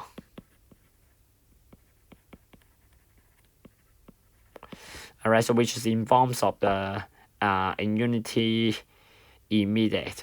Okay, now so then that will be the future value of the coupon. Okay, assuming that the interest rate earned by the fund is 5.2%, which is the annual effective interest rate, and then you add another 2200. Okay, then you will get the fund account balance at the time n. Okay, then of course if you want to get the account balance at time 15, then you just multiply by this accumulation function. Alright, so which is A15 divided by AN. Okay, so after you have this, then you can just punch in the accumulation function of the fund, so which is equal to this. Then you just then you just into this, and then also expand this Sn angle I. Then you will get the equation. Then you will get the formula. You will get the future value in terms of n. Okay. Now then once you have all this, okay, then actually we are almost done. Okay. So remember that. Okay. So here, okay, remember the RR does satisfy this equation, right? I mean this one. The net present value equal to 0. Okay, then you got the fund account balance, you got the price of the callable bond, you also get the IR as well. Alright, so remember J equal to 6.81%. Okay, then you just combine all this. Okay, then you can put that in. Okay, then that will be the equation that we are looking for. Okay, then what you need to do is you try to solve the n from this equation. Okay, now then here, okay, it looks complicated, but luckily, if you collect all the term involving the n, so actually these are the only term that involve the n, right? So which is a common term. So then what you can do is you first try to solve this equation for this number. Okay, and then you take the log of whatever and get back the values of n. So here, after solving this equation, okay, so you will get 1.052 to the power n is equal to 1.22479. And then if you take the log, okay, and then you will get the n equal to 11. So that means, okay, for this callable bond, so the bond is called at time 11. Okay. Now, so here, okay, then this is just another example related to the IRR of the bond investment. So hopefully here, from this example, so you can see the procedure of finding the IRR. Okay, so just summing up. So in order to get the IRR, okay, which you can use to solve the problem, okay, so the first thing that you should do is you first start with the given equation for the IRR, okay, and then of course in order to do that, the next thing is you need to obtain the set of the cash inflow and cash outflow. Alright, and then once you get all this, okay, then you try to get the detail, okay, just like what I did here. So you first set up this word equation first, okay, I mean this one, okay, and then once you set up this word equation, then you try to figure out the detail one by one. Okay, as simple as that. So don't try to combine all the things together because it will be very complicated. Okay. Okay, so here, okay, then this is so this is basically, so how do you get the IRR, okay, from this kind of complex investment? So hopefully, okay, hopefully it will not be too difficult to follow, but just you may need some time, to try to practice it, because I would say the key step here is you have to really get the correct cash flow, and also know how to get the detail one by one. Okay, so then that actually, so that will be the example about finding the IRR. Okay, now, and then here, after this, then the next thing is we will try to do a little bit evaluation on this net present value criteria and also the IRR criteria. Okay, so far we got two different criteria in examining whether a investment opportunity is good enough or not, right? Okay, so one is what we call the net present value, another one is the IRR. Alright, so just recap here. So we let I be my cost my capital, okay, so which is my expectation on the growth of money over time. Okay, so remember, for the net present value, so we try to calculate the present value of the cash inflow minus the present value of the cash outflow, and try to see whether it is positive or not, right? Okay, so if it is non-negative, so that means this is a good project. Otherwise, okay, if it is less than 0, so that it will be a bad project. And then another approach is what we call the IRR. Okay, so remember, so we try to get the IRR through solving this equation. Okay, measuring the exact amount of the interest earned, and then if the J greater or equal to I, meaning that the actual interest earned fit my expectation, then I should go for that. Otherwise, I shouldn't go for it. Okay, now, and then here you can see, so for this two approach, the main philosophy is, so we try to see whether or not the actual revenue or the actual interest earned really fit my expectation, right? Okay, but just we try to present it in different way. Then of course some people may probably ask, so whether these two are sort of equivalent, in the sense that, let's say if I give you an investment opportunity, okay, something like that. Okay, or maybe more sophisticated one. Then our question is, so let's say if I use the net present value or the IRR approach to examine the profitability, will we get the same answer? Or in the sense that whether these two criteria are sort of equivalent. Now, and then here actually this theorem try to state that in what scenario, so you will have these two criteria to be equivalent. So in particular here, so let's suppose if I have the investment opportunity, which are all the cash inflow will be generated after all the cash outflow. So what it means is, for this investment opportunity, you will first make a series of deposit. Okay, I mean the costs. Okay, which is the outflow, and then after that, so you will receive a series of revenue. Okay, so that means, okay, let me see, I got the wrong spelling here. Revenue. Okay, and then here this investment opportunity is something equivalent to the standard similar to the standard saving account. So you first try to make the deposit, okay, you input the money, okay, and then in future, then you do the withdrawal. Okay, so that the money is coming from the deposit that you make. Okay, so and then here in this video, it says that if you have the investment opportunity with the cash pattern like this, then these two criteria are sort of equivalent. So in other words, if the investment opportunity is profitable under the net present value criteria, which the net present value is non-negative, then it will be implies that so the corresponding IRR will also be greater or equal to your cost of capital and vice versa. Okay, so in other words, so that will be sort of, so these two criteria will give you the same answer. Okay, now so here then this is what this theorem is about. So here let us try to prove this theorem properly. Okay, now so here our goal is we want to show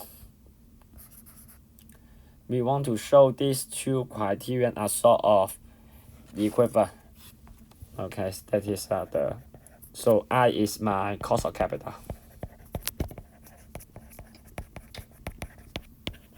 Okay, so I want to show, so let's present value greater or equal to 0 if and only if my IRR is greater or equal to I. Okay, now then how do you prove the equation of these two statements? Okay, now so here of course the first thing is you have to know so what is the definition of the IRR, and remember that for the IRR is satisfy the net present value of J equal to 0. Okay, now so here in order to prove this equivalency, so what I'm going to do is I will first try to look at the functional behavior, okay, of this net present value function.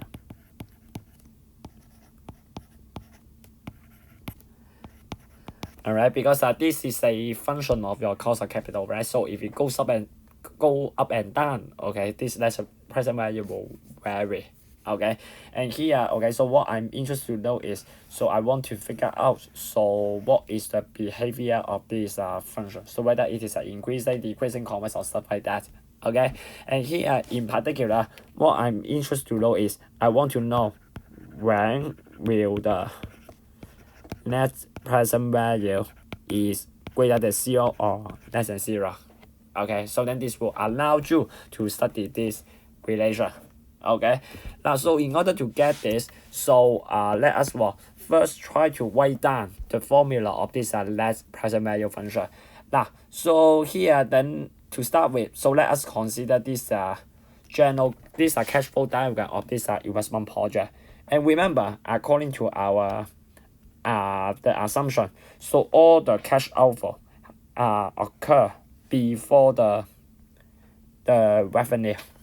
Okay, now so here, okay, so just to facilitate analysis, so let us assume that I got K cash outflow. Okay, and then you need to pay that, okay, at time T1, T2, Tm up to Tk. Okay, and here, okay, so the T1 you can just regard it as your initial time. Okay, so in case if you need to put the money at time 0. Okay, and then we also assume that, okay, so after you make the deposit, so your revenue will be available at time capital T1, capital T2, capital T3, T3 and so on and so forth up to Tn. Okay, and you have cash inflow. Okay, so then that will be our cash flow diagram. And then what we want to do is, so we want to derive the formula for your net present value. And then to do this, so remember, the net present value is just equal to the present value of the cash inflow minus the present value of the cash outflow. Okay, and here remember, so this net present value is evaluated based on the interest rate I. And remember, I is your annual effective interest rate. Okay, and then which accumulation function is 1 plus I to the power t. Remember, okay, so let's present value is just so the I is just my cost of capital, right, which is your annual EIR. Okay, now then given this, then you can easily calculate your you can easily get your formula for your net present value. Okay, now then the next thing here is, so given this formula, then I want to know, so when will the net present value to be positive or negative? Then to do this, okay, so then this is what I do. Okay, now so here I will try to take out a common factor. Okay, so here because you can see, so for both revenue and the courses, okay, so it involves this common factor. It's something 1 plus I to the power something, right? Okay, now and then here in order to facilitate the analysis, so what I do is, so I will try to take out this factor 1 plus I to the power minus tk. Okay, and here the tk is what is the last day that you make your course. Okay, now so let us try to do that. Okay, so by taking out this factor, okay, then you will get this another new formula for this less present value. Okay, now then of course some of you may say, so what is that for? Okay, because here after you take that out, okay, then if you look at the power of the 1 plus I in each of the revenue and the costs, you can see, so for the revenue, so now all the index are negative, and then for the costs, okay, so the index is positive. Okay, and then here with this property, then we can easily see so whether or not this so in what scenario this let's present value is positive or negative. Okay, now and then because of that, so let us let this function to be fi. Okay, and then the next thing is we will try to focus on this function. Okay, and then so we try to look at when will it positive, when will it negative. Okay, now and so this one will be positive. Okay, so we can ignore that. Now so here in order to study whether or not it is positive or negative, then the easiest way is to try to consider the monotonicity. Okay, that means you try to see whether it is increasing, decreasing, or stuff like that. Okay, and here if you try to consider the first derivative, that means you differentiate this with respect to I.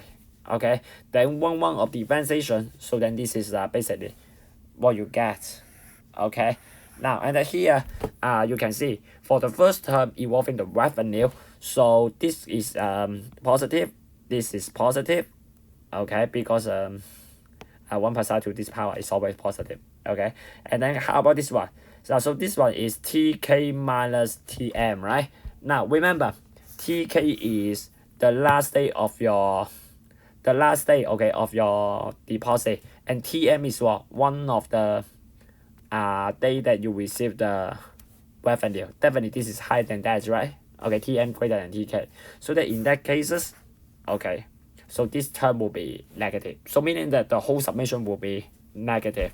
And on the other hand, for the second one, okay, so cm is positive, this power is positive, and this power is positive. And then for this one, because tk minus tm is always positive, because tk is the last day of your deposit, tm is what, one of the deposit day, definitely tk will be greater than tm. So that in that cases, so whole term is positive, so that you have negative term minus a positive term, definitely this will be what, negative. So that means fi will be decreasing with respect to I. Okay, now then given this, then what can we say? Okay, so here, okay, that means this fi is a decreasing function. Okay, now then given this, then how does it help us, okay, to get to establish this statement that this statement. Okay, now so here in order to do this, okay, so first of all, just recall the IRJ, okay, satisfy the last present value of j equal to 0, right? Isn't it? And here remember, according to this formula, so that will equal to 1 plus 3 to the power minus tk, and then fj equal to 0. Okay, and then because this one is always positive, right? So that means it is equivalent to say fj equal to 0.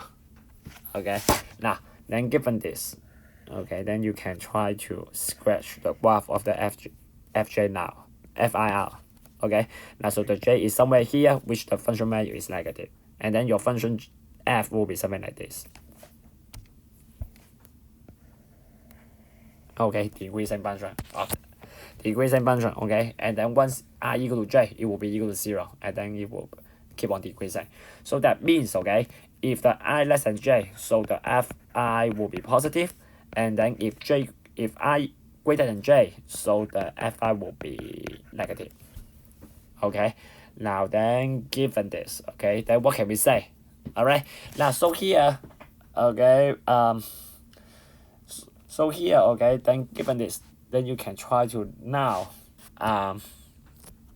go back to our statement. Okay, so here our goal is, remember, we want to show this let's present value greater or equal to 0 if and only if the IR greater or equal to I, right? Now then given this figure, then you can try to say something now. So here let us start with what the case that so the let's present value greater or equal to 0 and the I is your cost of capital. Now and then given the formula of your let's present value, put that in. Okay, then this one will be equivalent to this thing greater or equal to 0, right? And because this guy is this number is positive, so that means the fi has to be what, greater or equal to 0. Okay, and then according to the graphical behavior of your fi, okay, so if you want to have fi greater than 0, then the only possibility is so your I has to be what, somewhere here, right? So that means your j has to be greater than I. Okay, so here, okay, then we are able to prove that so the let's present value greater or equal to 0 if and only if the corresponding IR is greater or equal to I. So that means these two criterion are sort of equivalent. Alright, now so here, okay, then basically we have I'll try to examine this equivalency between these two criteria.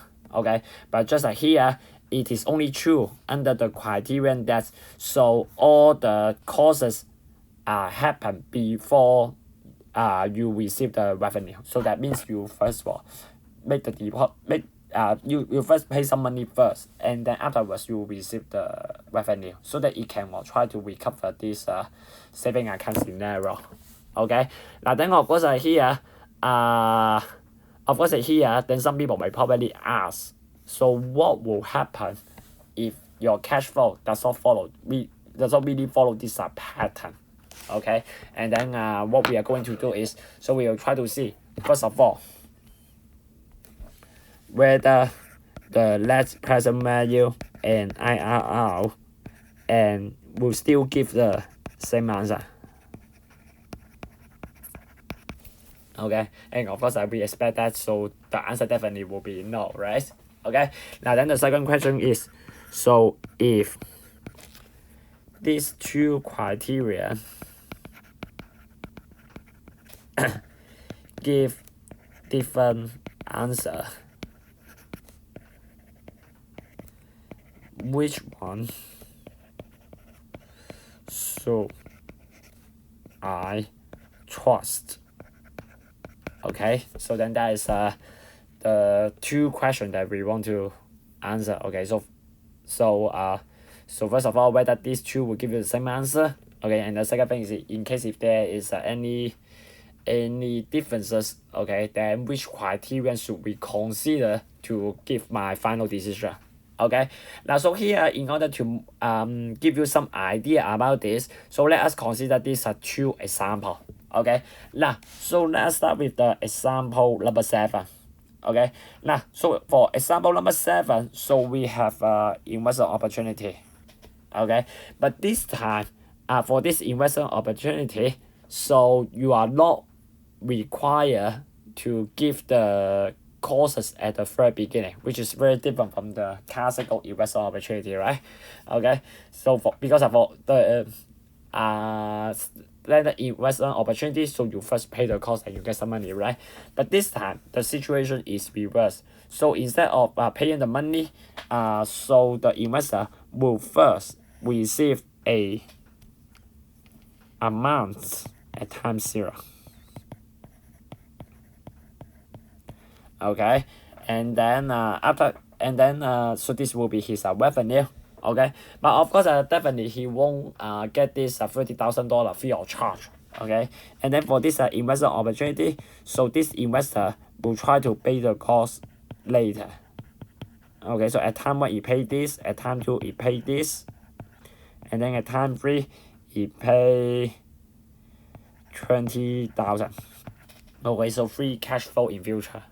Okay, and then here so this will be the investment opportunity, and then our goal is we want to know so whether this investment opportunity is profitable or not. Okay, and here to do this, so we assume that the cost of capital is 10%. Okay, so meaning that so this will be his expectation on the ground for the money. Then my question is, so what I want to do is, so I want to examine the profitability using both net present value and also the IRR approach. Okay, and the first thing that I want to do is whether they will give you the same answer. Okay, now so here to do that, so we first try to start with the cash flow diagram. Okay, and for this one, this is very easy. So first of all, you get a single cash inflow at time 0 and then free cash outflow at time 1, 2, 3.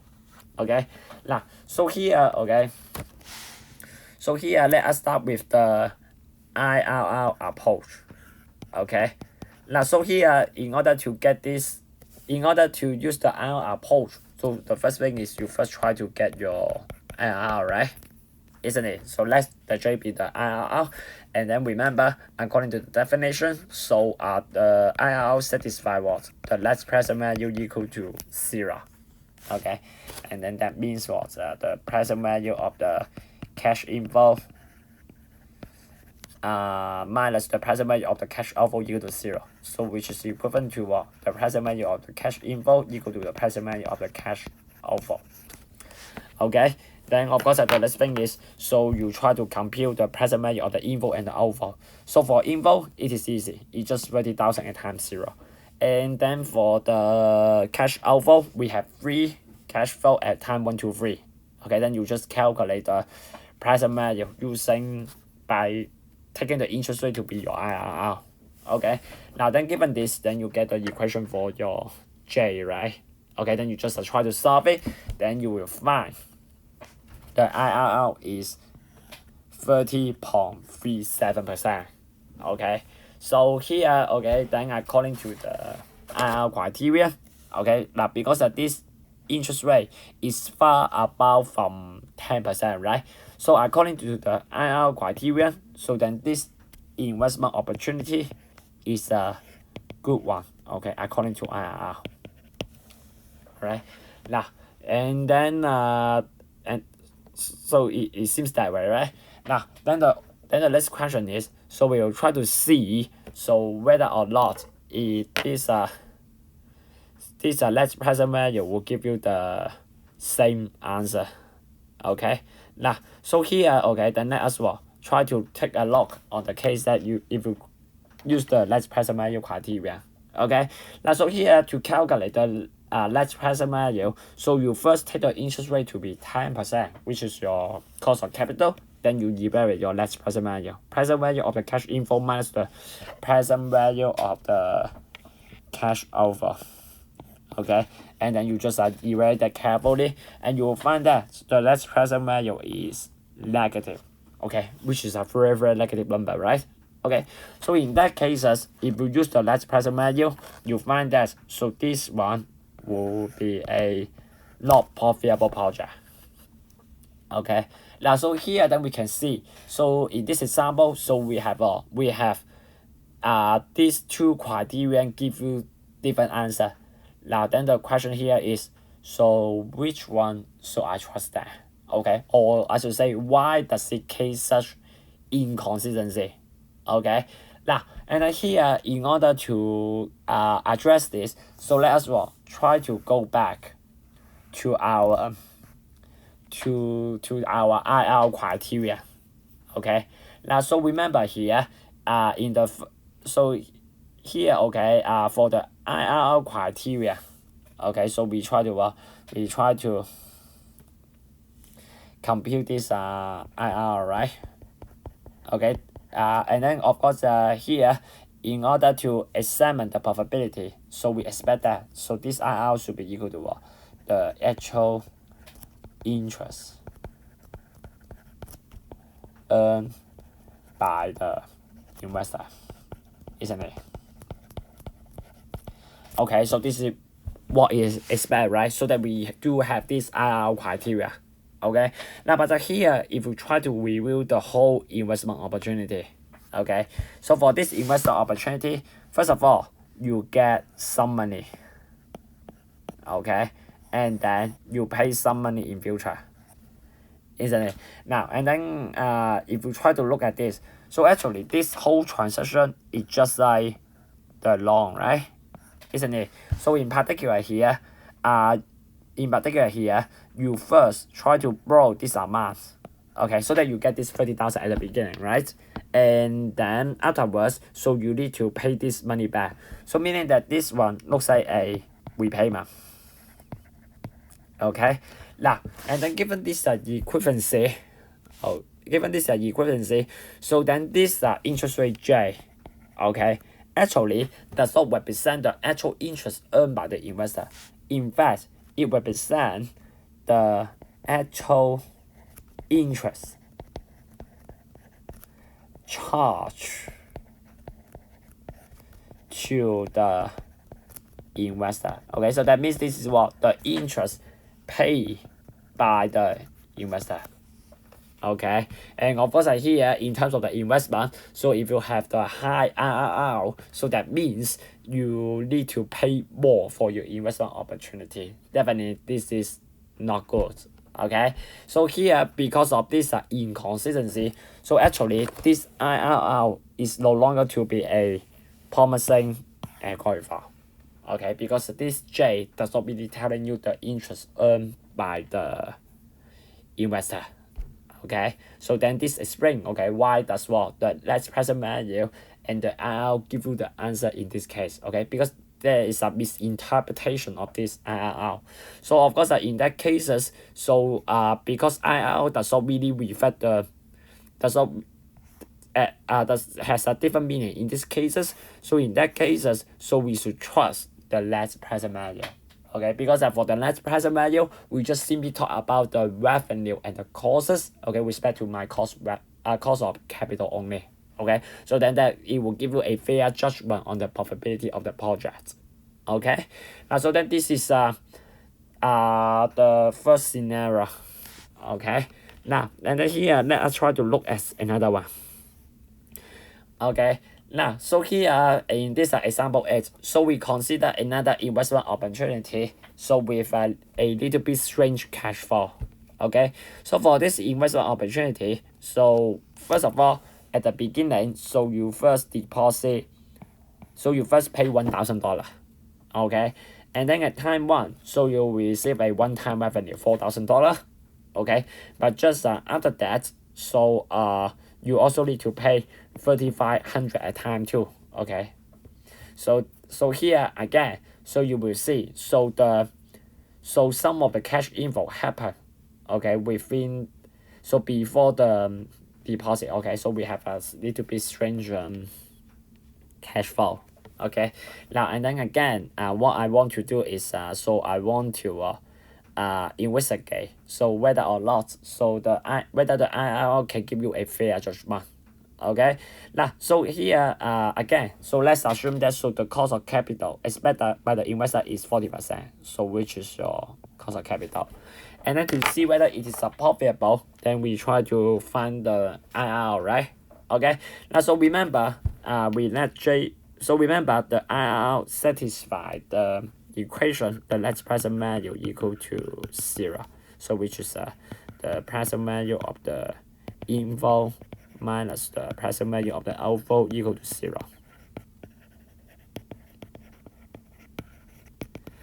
Okay, then then here and then here, okay, so you can put this outflow to the right hand side, so you get the equation that I get here. And then you just, so given this cash flow diagram, then you calculate the present value of the cash inflow, and you can also calculate the present value of the cash outflow. Okay, then you will end up with this very simple equation for your IRR. Now, and then here, so this will be a quadratic equation. Okay, then you solve for known 1 plus j to the power minus 1 first, and then you can get the j, right? Now, and then if you solve this equation, because it is quadratic, so you will end up with 2 answers. Okay, so one is j is, sorry,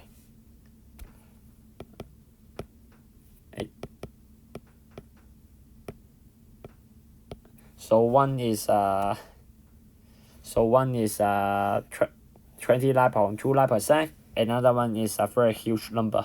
Okay, 170.71%. Okay, and here, okay, you can see so both of them, okay, are the candidate of the IRR. Okay, and of course here we see that so both of them are positive, so then it seems like that so both of them, okay, are kind of valid answer for your IRR in this case. Okay, now then the question here is, so based on this, so which one should I choose that? Okay, now so here first of all, you can see that so for this, so if you choose the first one, okay, then that will be less than 40%, right? So that means the project is not profitable. Okay, but if you take the j equal to 170%, so it will be greater than your cost of capital, then you should go for the game, right? Okay, so it looks like that. Okay, depending on the final IRR that you choose, okay, so you should end up with different answer. Then the question will be, so which one should I take?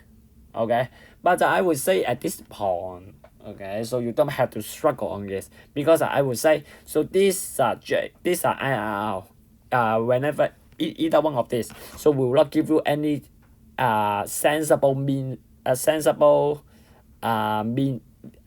indicator. Okay, because in order that your IRR does work, okay, so remember, we have to make sure that your IRR really indicate the actual interest earned by the investor. So this is a critical criterion, right? Now, and here in this, so here then I try to see whether this IRR really reflects this interest. Okay, now, so here let us try to review this cash flow diagram. Okay, now so at time 0, so you invest $1,000, right? Okay, so that means your $1,000 happen to be your initial deposit. So in your investment fund. Okay, and then you let it roll over the interest. Okay, and then you stop at time 1. Okay, then of course at this point, okay, because you have some money in the fund, okay, and then it roll over the interest, and then you reach at 4,000. So that means within this interval, so actually this j, I mean the IRR, okay, is really equal to the interest earned by the investor. Okay, in certain sense. Okay, now but the problem here is, okay, of course it may be true, okay, if your time is between 0 and 1, but now if you talk about at time 1, so after you take out this $4,000, okay, so that means there will be sort of a withdrawal, isn't it? Now of course typically, so if you take the withdrawal and no more withdrawal in future, so that means at that point, so the account should be sort of exhausted and you don't have any money into that. But interesting here, so at time 2, you still need to pay some money back. Okay, so that means at time 1, actually you take out too much. Okay, so that you have some defects, okay, that you need to repay in future. So that means at that point here, so over this period, so actually this IRR will really equal to the interest paid by the investor. Okay, then in that cases, so it looks like that between time 1 to time 2, so this IRR does not really reflect the interest earned by the investor. So in that cases, so actually this IRR does not really give you a sensible indication on the interest earned by the investor. Okay, so in that cases, if you encounter the multiple IRR, actually so like in these cases, so actually this IR is not useful at all. So if you really want to know the probability, so again, what you should do is you should try to consider the net present value. Okay, that is you evaluate the net present value based on the cost of capital 40%. Okay, and you find that this is positive. Okay, so that here, okay, then in that case, then the investors should take up the investment opportunity when the net present value greater than 0. Okay, now so here, okay, then this is just another example, okay, where the IRR criterion give you a strange answer. Okay, so here just summing up. Okay, so for these two criteria, so actually they may not able to give you the same answer in general. Okay, so first of all, only when your cash flow, okay, is of the form like that. Okay, so which all the causes happen before you receive the revenue, then this net present value and the IRR are sort of equivalent. However, if this criteria is violated, so actually from these two examples, so actually this criteria does not, so the IRR notation so does not give you a true indication on the exact amount of the interest earned by the investor. So in that cases, so I would say you should try to use the net present value in this case. Okay, so here, okay, this is my final comment regarding this net present value and the IRR criteria. Okay, so I guess so it's better to stop here for today because it's about 2 hours and 30 minutes already. Okay, so hopefully you like this lecture. Okay, so then in next online lecture, then I will try to talk about the dollar weighted rate of return and also time weighted rate of return, so which are two interesting indicators to measure the performance of your investment strategy as well as your financial instrument.